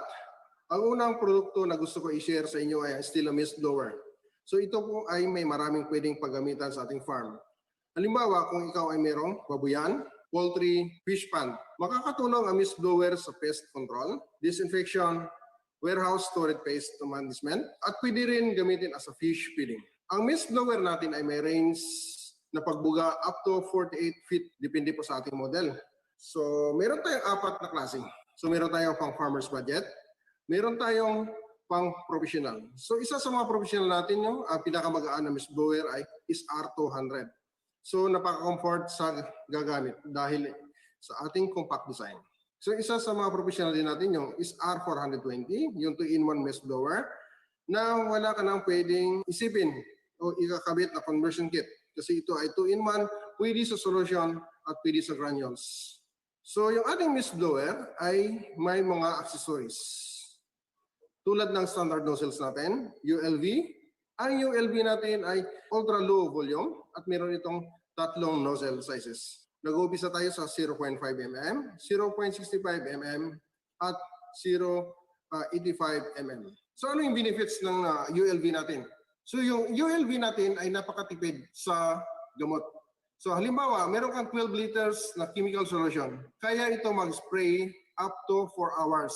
At kaya din ito mag-cover up ng 12 hectares sa isang pagtimpla ng ating solusyon. So hindi lang po yung accessories natin sa mist blower, no? So meron tayong extension tube at pressure pump na ito ginagamit sa banana plantation. So nakikita natin dyan, yung may sample picture tayo, isa sa mga picture ng ating dealer sa Davao. So may sample video tayo, no, sa fish feeding natin.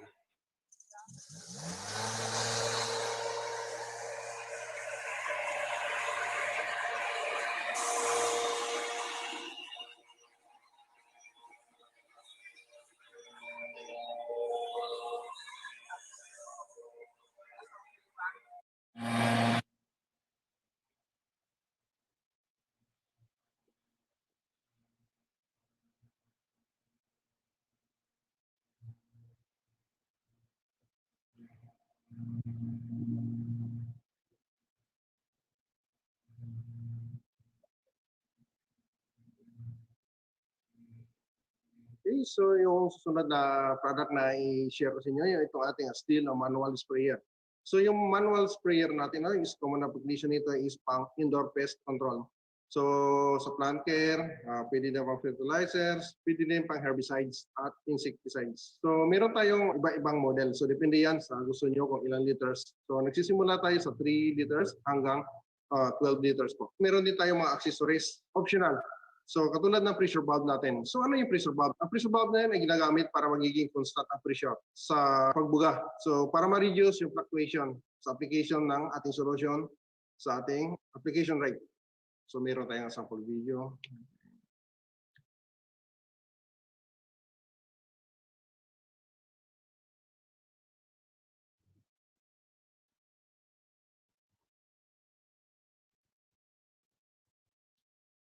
Okay. So yung next natin is yung ating steel portable sprayer. So ito yung model natin ng SG230.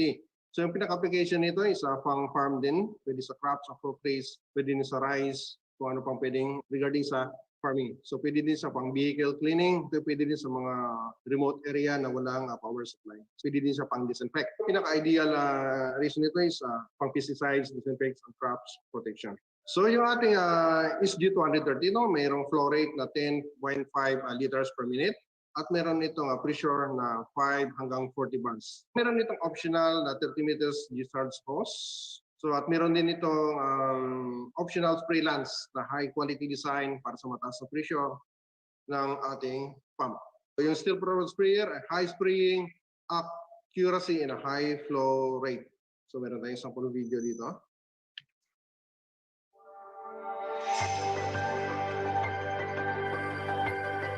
Pests are the worst enemies of crops and a nightmare for the farmer as they seriously damage the crop which has been raised with the utmost care and hard work.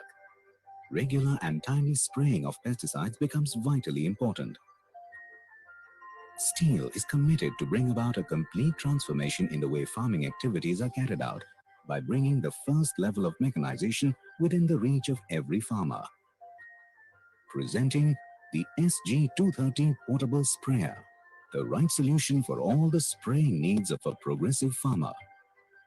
With a large spray range and a high volume flow rate, steel portable sprayers offer superior performance that meet the high global standards.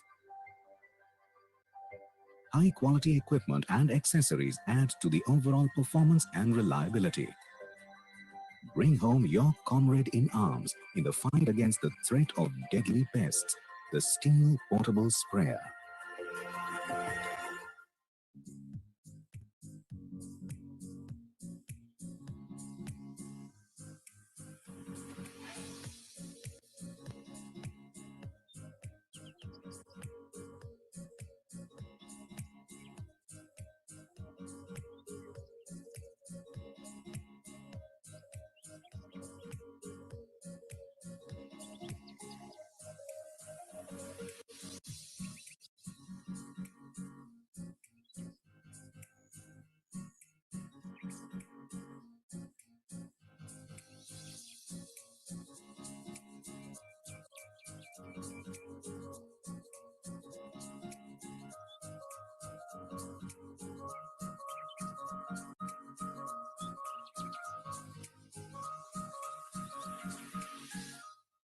So okay, so yung next na product natin nyo is a portable water pump. So ito yung model natin na WP230.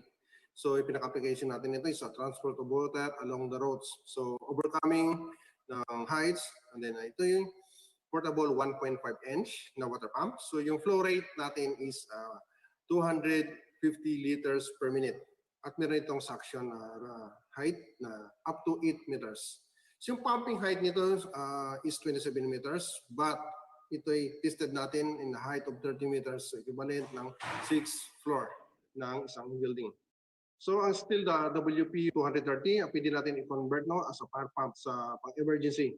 Tulad natin sa mga small barangays, sa mga small areas. So pwede natin siyang gamitin as fire pump. So bago dumating yung ating firefighter. Yun ang pinaka application na unique sa ating water pump. So meron tayong sample video dito, ano?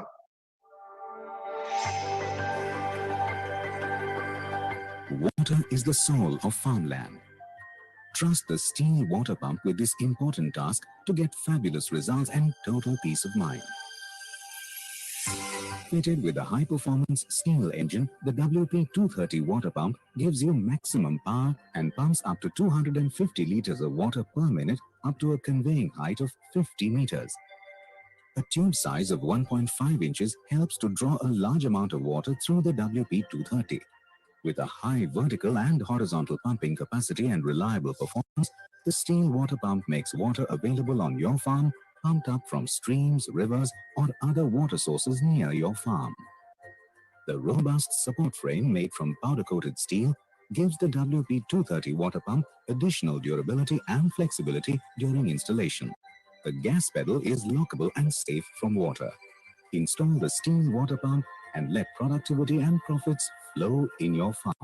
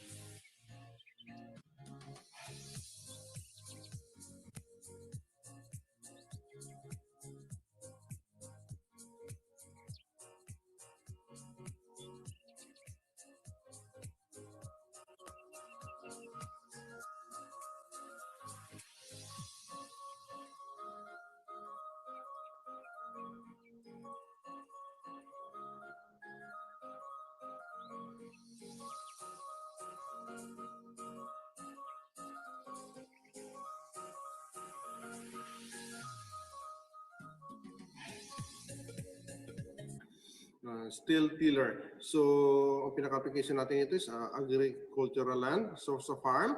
So, sa mga difficult condition and heavy soils. So, meron tayong dalawang model nito. So, meron tayong MH610 at MH710.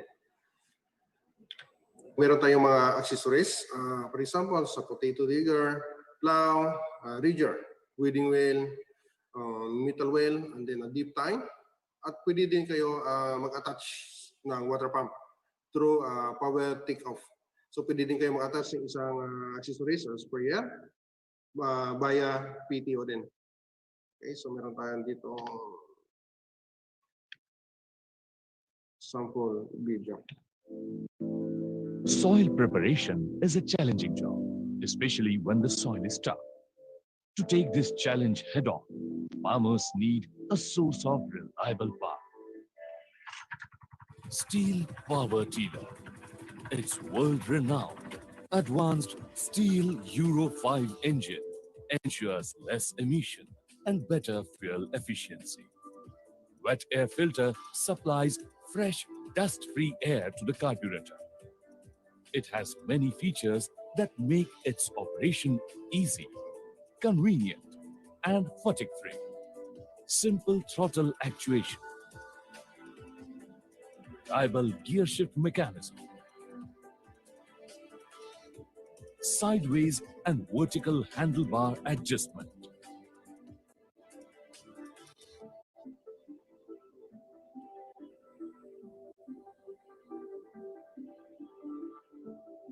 front lifting handle,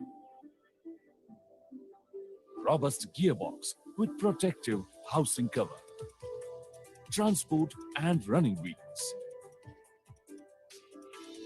large capacity fuel tank means you can work continuously for longer durations without any break. PTO function is best suitable for water pumping and spraying applications. Front light is provided for field operation at night. Large working width and high depth capacity helps in operations like intercultivation operation, soil cultivation, turning the soil, weeding, aerating, and making rows for plantation in the different farming fields. This means higher productivity. Steel Power Tiller comes in two models: MH610 6 HP, MH710 7 HP. When you are looking for a high-performance, reliable power partner, look no further than Steel Power Tiller. Okay, so yung next natin na product no, is yung steel na tiller. So ito yung BC230. Ito yung pinakamaliit na version ng ating tiller. Meron siyang 200 mm o 10-inch na cultivator blades. So yung pinaka-application nito is sa gitna ng ating plantation. So okay, meron tayong sample video.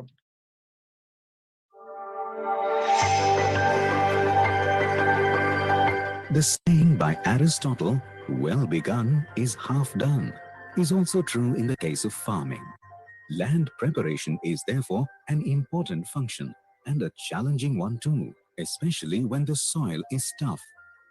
For performing this task efficiently, farmers can now rely on the steel intercultivator BC230 that is operated by the powerful and fuel-efficient steel engine.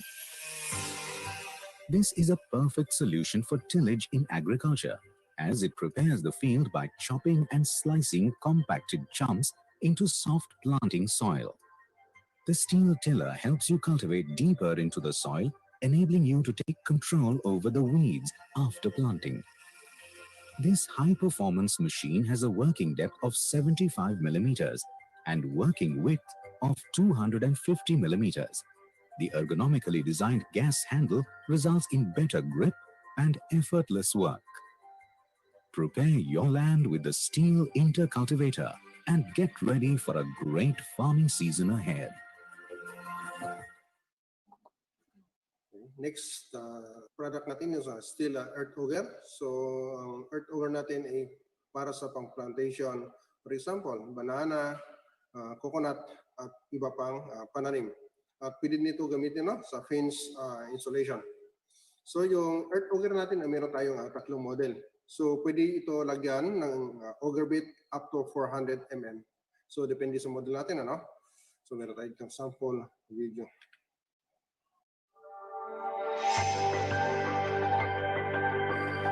Digging holes for plantation is a cumbersome and time-consuming job that is made easy with the help of the steel earth auger. This compact, power-packed one-man earth auger delivers extraordinary performance.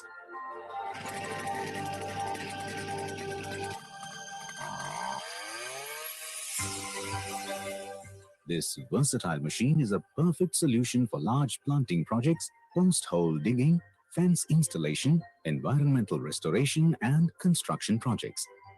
Its compact size and robust support frame make it highly portable, drilling holes up to a depth of 12 inches, aided by a 10% higher torque than other augers in its class. The drilling dimensions can be extended to 300 millimeters. The robust carrying structure made from powder-coated steel gives it additional durability, while the closed frame handle guarantees maximum protection. Trust the steel earth auger to save your time, labor, and money to plant more profitability in your farm. Next product natin is yung brush cutters. Ang steel brush cutters ay designed to mow small and large areas of grass, trimming lawn edges, clearing weeds, tree cultivation, overground ticks, and bushes. Okay, ang steel brush cutters ay meron tatlong categories. Depende po sa ating application. Meron itong home, farm, at professional users. Ang steel brush cutters ay mayroong wide range of cutting attachments. So mayroon itong mowing head o nylon line, metal blades, brush knives, at saw blades. So ang saw blade natin, dalawang klase, chisel type and then scratchers. So meron tayong short video.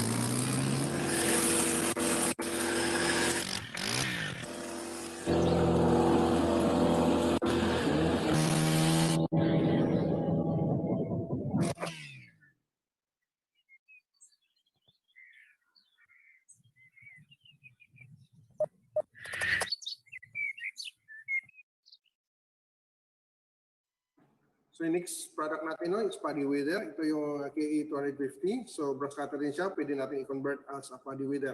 So yung application natin ito is a mechanical uprooting of weeds on a paddy field.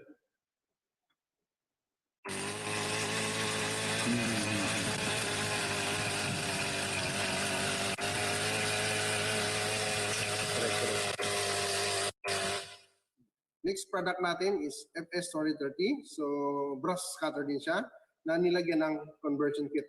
So ito yung ginagamit natin sa application nito is yung hindi na kaya ng ating mechanicalized na harvester, yung mga malalaki. For example, sa mga medyo bangin o kaya sa mga alanganing lugar.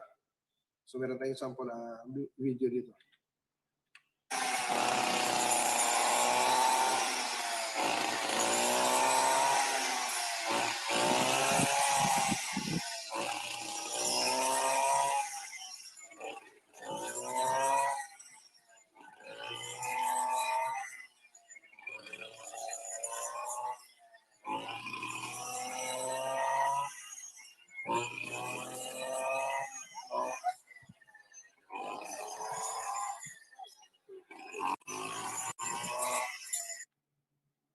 So yung next product natin is yung steel pole pruner.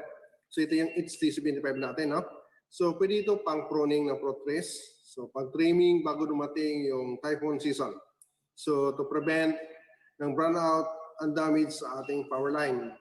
So ang steel pole pruner ay professional na low weight and easy to use. Great for cutting branches and height up to 5 meters. So meron siyang 1/4 feet of the saw chain for clean cutting.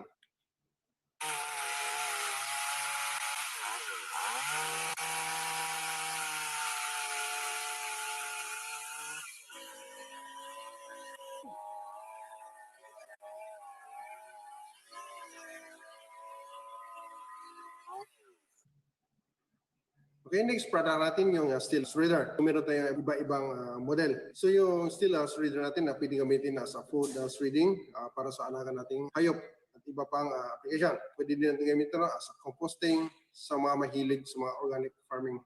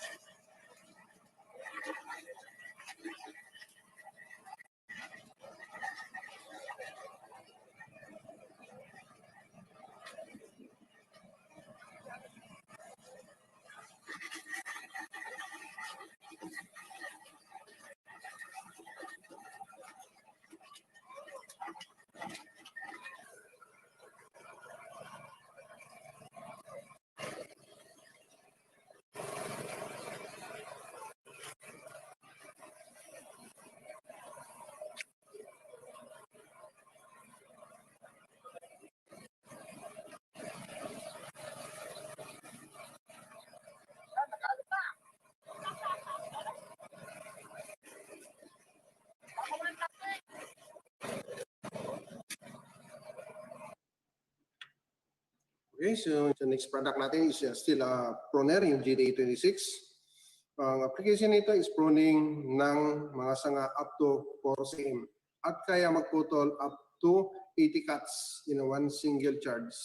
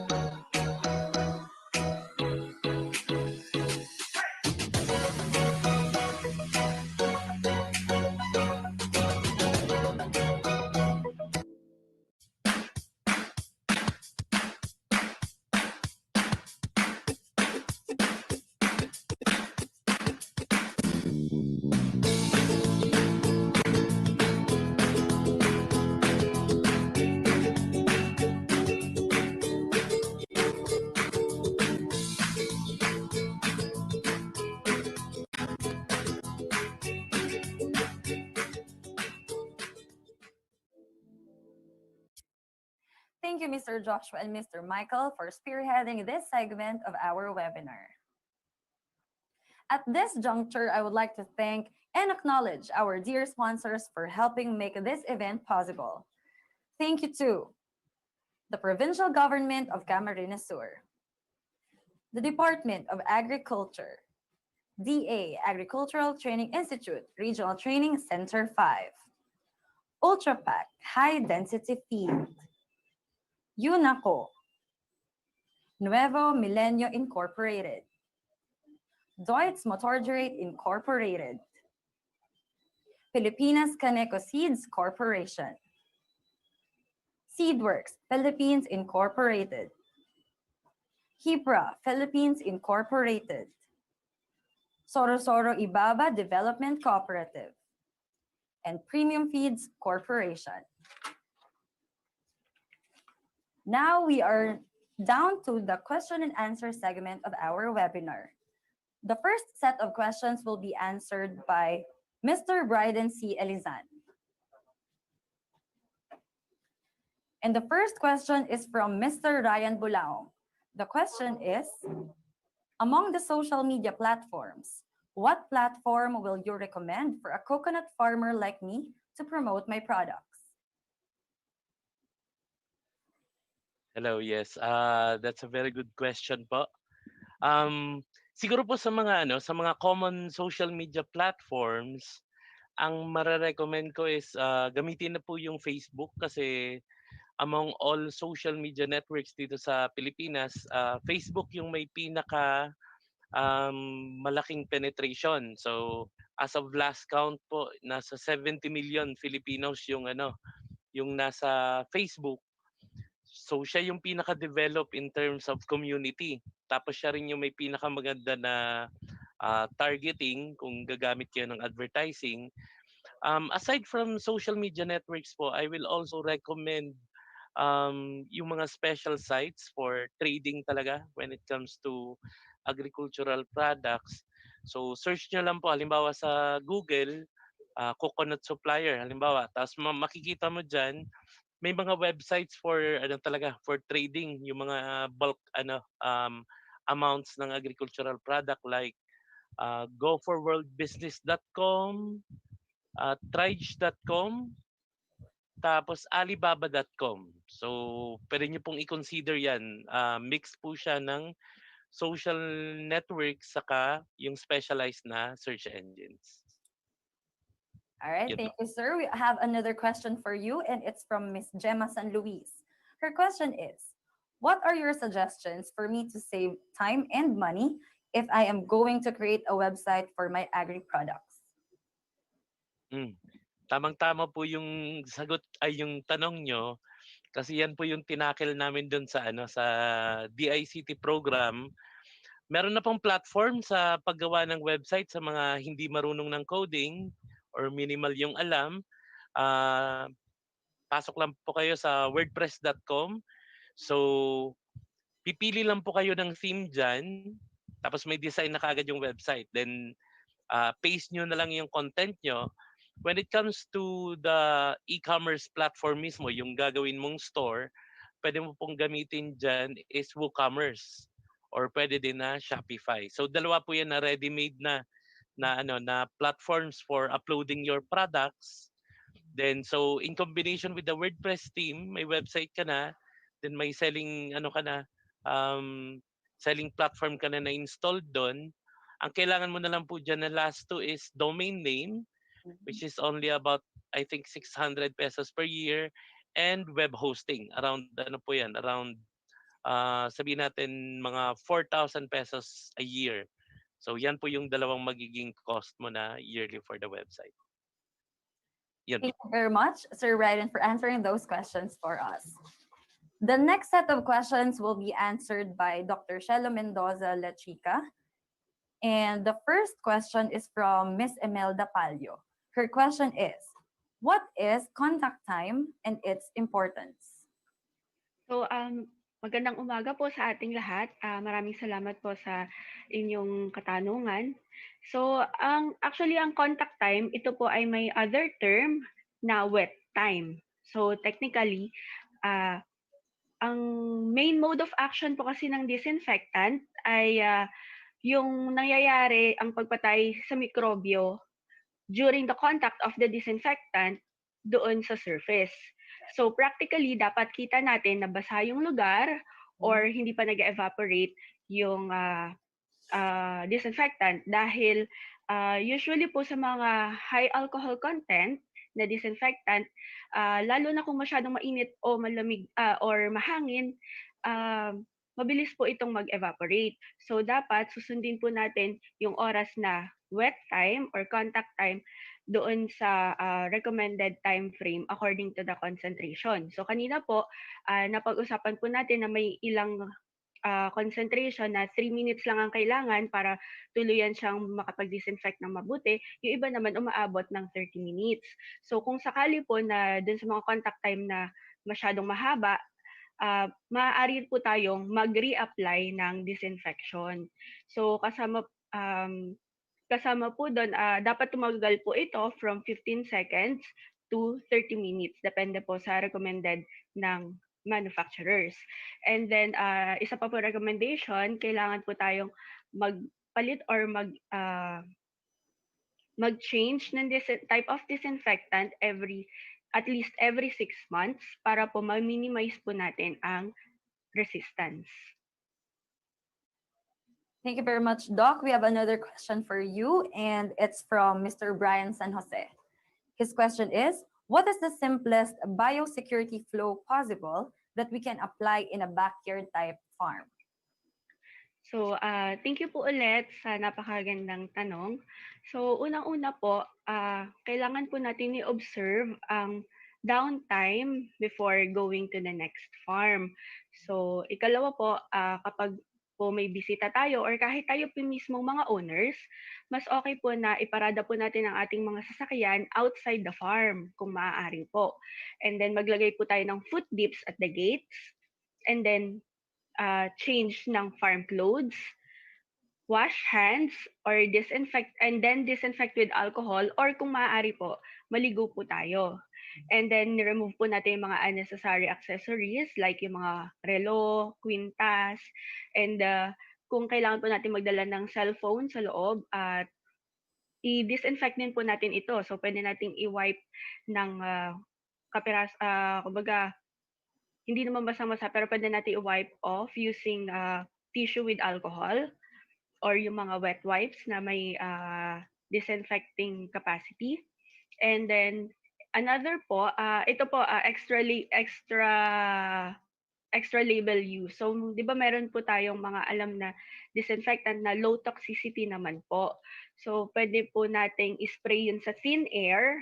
So, spray lang natin and then magpa-pass through tayo or lalakad tayo doon sa under the air droplets. So, caution lang po, wag po natin hahayaang masinghot yung disinfectant or yung air droplets dahil masama po yan sa katawan natin. Ang gusto po natin is yung surface area po ng katawan natin na ay yung ma-disinfect. So, lalo na kung hindi po tayo naligo bago pumasok ng farm, mas maganda po na yung mga surfaces like yung buhok ay malagyan kahit papano ng konting disinfectant. And then kapag papasok po tayo ng buildings, siguraduhin po natin na una nating bibisitahin yung mga mas bata. Papunta tayo doon sa mas matatandang edad. And then siguraduhin po natin na bago po tayo pumasok ng mga buildings, mag-foot dip po muna tayo. Tapos paglabas din po ng building na yon ay kailangan ulit nating mag-foot dip. And then, ito po, usual po ito sa mga nagpa-farm visit. Limitahan po natin or wag po tayong umapak sa loob ng pens or crates gamit yung mga sapatos na ipinang-iikot po natin sa farm. So, yan po. All right, thank you po. And we have another question for you, Doc. It's from Miss Helen De Leon.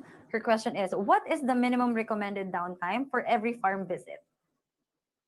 So, ito po yung sa, nabanggit ko nga po yung sa downtime, minimum of 2 days po without farm visit, without visit to other farms.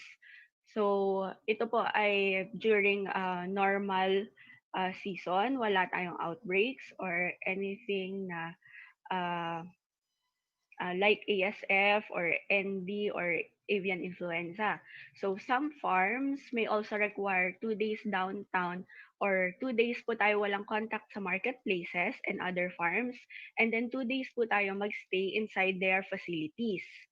And then for outbreak of diseases naman po, kung kailangan po talaga nating magpunta sa loob ng production area, at least 1 week po of downtime should be observed. So 2 weeks is better, pero ang best po is wag na po muna tayong pumasok sa loob ng farm. Thank you very much, Doc. And the last speaker to answer our last set of questions would be Mr. Michael Soberon. So the first question is from Mr. Jake Assis. The question is, sa ating mist blower, bakit maraming models and accessories? Ano ang magiging benepisyo nito para sa ating farmers?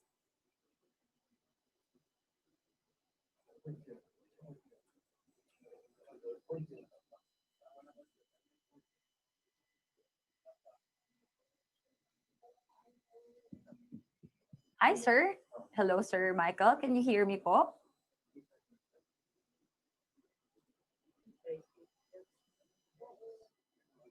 Sir Michael, can we check your audio po?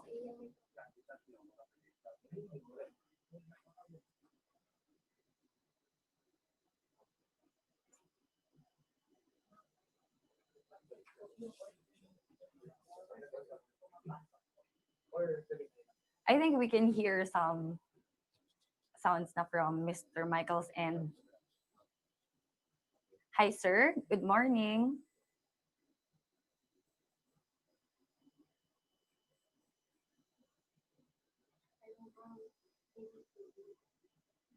Hello, Sir Michael.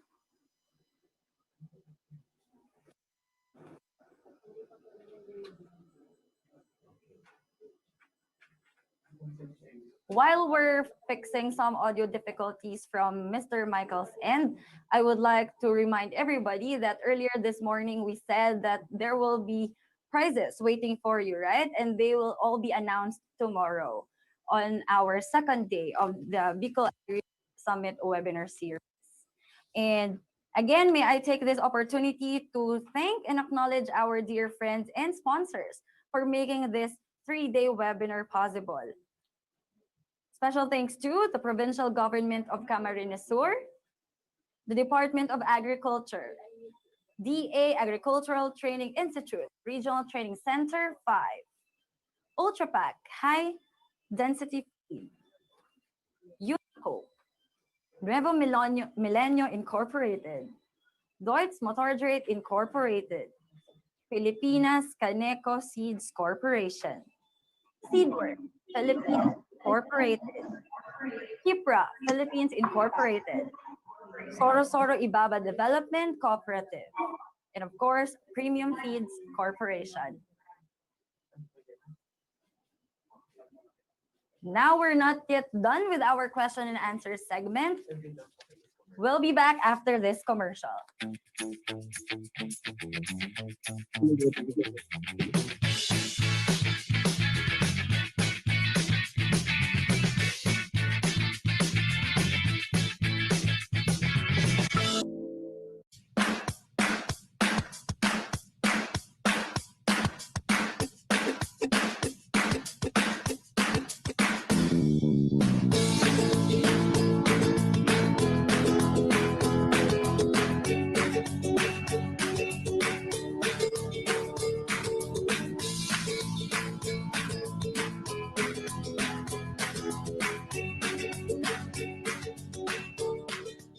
Hayaan mo na lang bang ubusin ng avian flu at Newcastle disease ang lahat ng pinaghirapan mo?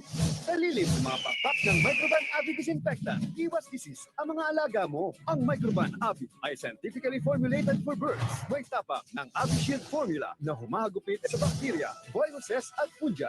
Maghalo ng 20 ml ng Microban Abi sa 1 galon ng tubig. Safe gamitin kahit nasa paligid ang mga alaga. Microban Abi, tapang naligtas sa alaga mo. Galing Unibet, galing Unibet. Hello? Ang Ultrapac High Density Feeds ay isang premium brand na pinagkakatiwalaan ng madami nating mga kababayan na nasa pagnenegosyo ng pagbababoy. At bakit naman hindi? Dahil ang Ultrapac ay nagpapatupad ng magpit na pagsusuri upang siguraduhin ang mataas na antas ng kalidad mula raw materials hanggang finished goods.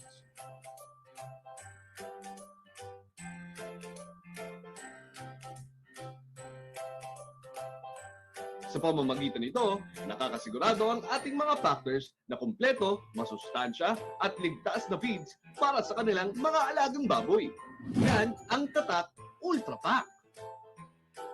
Sa Ultra Pack, ang kalinisan para sakit ay maiwasan. Pero kapag deadly diseases na ang usapan, kailangan na ng matinding linis at proteksyon ng broad-spectrum disinfectant. Gumamit ng Microban GT, the Germ Terminator, proven effective against viruses, bacteria at fungi. Maghalo lang ng 10 ml ng Microban GT sa isang galon ng tubig. Pwedeng gamitin kahit nasa paligid ang mga alaga. Iwas disease, ligtas ang kalusugan. Ang Microban GT, Germ Terminator. Galing Unibet, galing Unibet. And we're back. Thank you very much for bearing with us. And you're still watching the third Bicol Agri Summit webinar series. So again, our last speaker to answer our last set of questions would be Mr. Michael. Hi, Sir Mike. Can you hear me clearly? Hello. Yes, good morning. So I will repeat the first question, sir. It's from Mr. Jake Asis. Sa ating mist blower, bakit maraming models and accessories? Ano ang magiging benepisyo nito para sa ating farmers? Okay, good morning. So sa ating mist blower, nahiwalay sa dalawang kategory. So yung ating mist blower is meron tayong farmer's budget and then meron tayong professional. So in the first place, yung ating yung right application sa tamang tool. So ang ating yung ating farmers budget na models, so yun yung willing mag-invest ating equipment sa mga gustong mag-umpisa sa kanilang negosyo. So yung meron naman tayong professional models, for example yung ating SR 200, yung mga close range. So hindi naman natin kailangan na mas malayo yung range ng ating target sa pag-spray. So meron tayong close range. So meron naman tayo din ng mga professionals na mas malayo yung ranges natin. So anong benefits natin dito regarding sa ating accessories? So meron tayong mga extension tube, tsaka meron tayong booster pump na tinatawag. So ito yung application natin is more on sa banana plantation. So yung isa sa mga accessories natin is ULV. So yung ULV natin is more on, ito yung mas makatipid tayo ng chemicals. So ito yung sa mga farmers na nagtitipid ng chemicals, for example, yung right na pag-drop o kaya pag-spray ng ating solution. So hindi tama, hindi kulang, hindi sobra. So doon sa ating ULV nanggagaling yung right solution. Thank you, sir. Meron pa po tayong isang tanong para sa iyo. Sa steel grass cutter, meron kayo models na pang farm and pang professionals. Meron din bang iba't ibang cutting attachment? Ano ang kahalagahan nito sa operator? That's from Melissa Lainesa.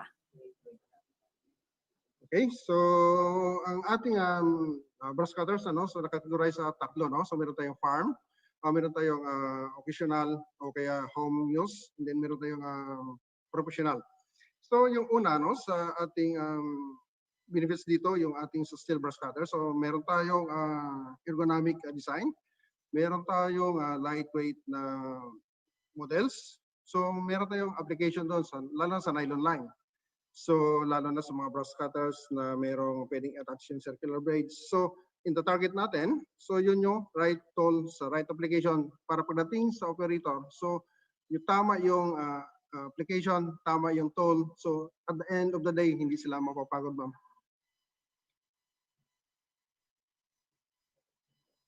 All right, thank you very much, sir. There you have it, ladies and gentlemen. That concludes our question and answer segment.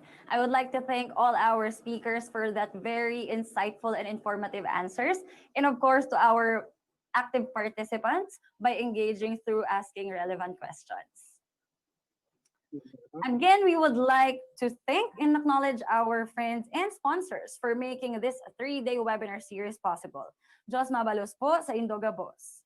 Provincial Government of Camarines Sur, Department of Agriculture, DA Agricultural Training Institute, Regional Training Center 5, Ultrapac High Density Feed, UNACO, Nuevo Milenio Incorporated, Deutz Motordraht Incorporated, Filipinas Caneco Seeds Corporation, Seedworks Philippines Incorporated, Hipra Philippines Incorporated, Sorosor Ibaba Development Cooperative, and Premium Feeds Corporation. We will now proceed with the awarding of the Digital Certificate of Appreciation to all our sponsors for their invaluable support for the third Bicol Agri Summit webinar series. The Camarines Sur Chamber of Commerce and Industry Incorporated, in partnership with the Provincial Government of Camarines Sur, CamSur Business Expo 2020, presents this plaque of appreciation to Mr. Bryden C. Elizan, owner, NGCI Online Creative Solutions, in grateful recognition for his invaluable insights, expertise, and experiences as one of the speakers in the third Bicol Agri Summit, themed E-Agri Summit 2020, New Normal Farming and Marketing, given this 22nd day of October 2020 at Naga City, Camarines Sur, signed by Chairman 3rd Bicol Agri Summit, Jose L. Namoro, Chairman, CamSur Business Expo 2020, Kristen Carl E. Malazarte, and President CSCCI, Engineer Alexander B. Gaite. Same plaque of appreciation with the same citation is also given to Dr. Shelo Mendoza La Chica, DVM.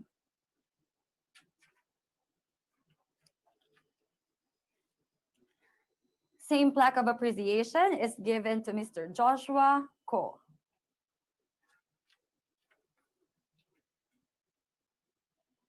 Same plaque of appreciation with the same citation is also given to Mr. Michael Soberon.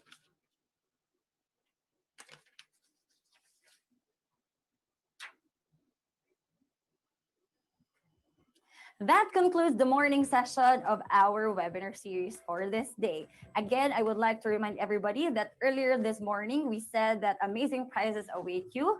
So the winners for today will be announced tomorrow. The CamSur Chamber Secretariat will get in touch with you regarding the details of your prizes and how you can claim it.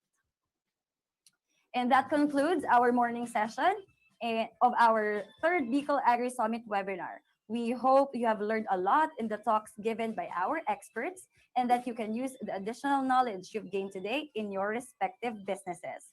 Thank you to our dear partners, sponsors, and guests, and to all of you who participated today. There will be breakaway sessions from our sponsors, Neovia Philippines Incorporated and Deutz Motordraht Incorporated this afternoon. This has been your host, Cristal A. Sales. Huwag po nating kalilimutan na makilahok sa ating breakaway sessions ngayong hapon. Diyos mabalos po, mabuhay ang negosyante at magsasakang Pilipino.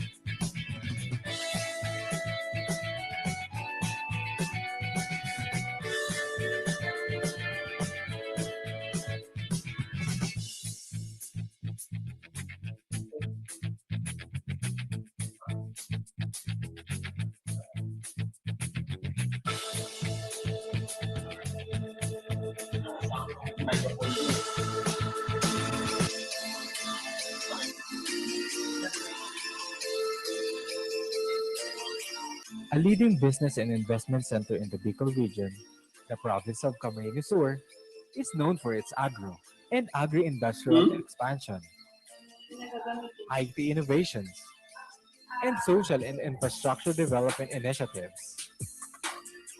Confidence in the local economy and the provincial government is driving entrepreneurship and accelerating financial transactions. And with sustained peace and order across community in the province, business and investors are assured of a secured environment. Sustained public investments in critical infrastructures and facilities capitalizes on the province's strategic geographic locations, expansive agricultural lands, and scenic tourism destinations, while protecting its gifted and hardworking human resources, continuously enhancing their skills, have built a local economy resilient to external shocks and threats, such as the ongoing COVID-19 pandemic. Today, the province of Camarines Sur, under the guidance of Governor Mix Villaferte, is enabling business and investment opportunities, sustaining growth and development, and transforming lives of its people and partners in a globally competitive.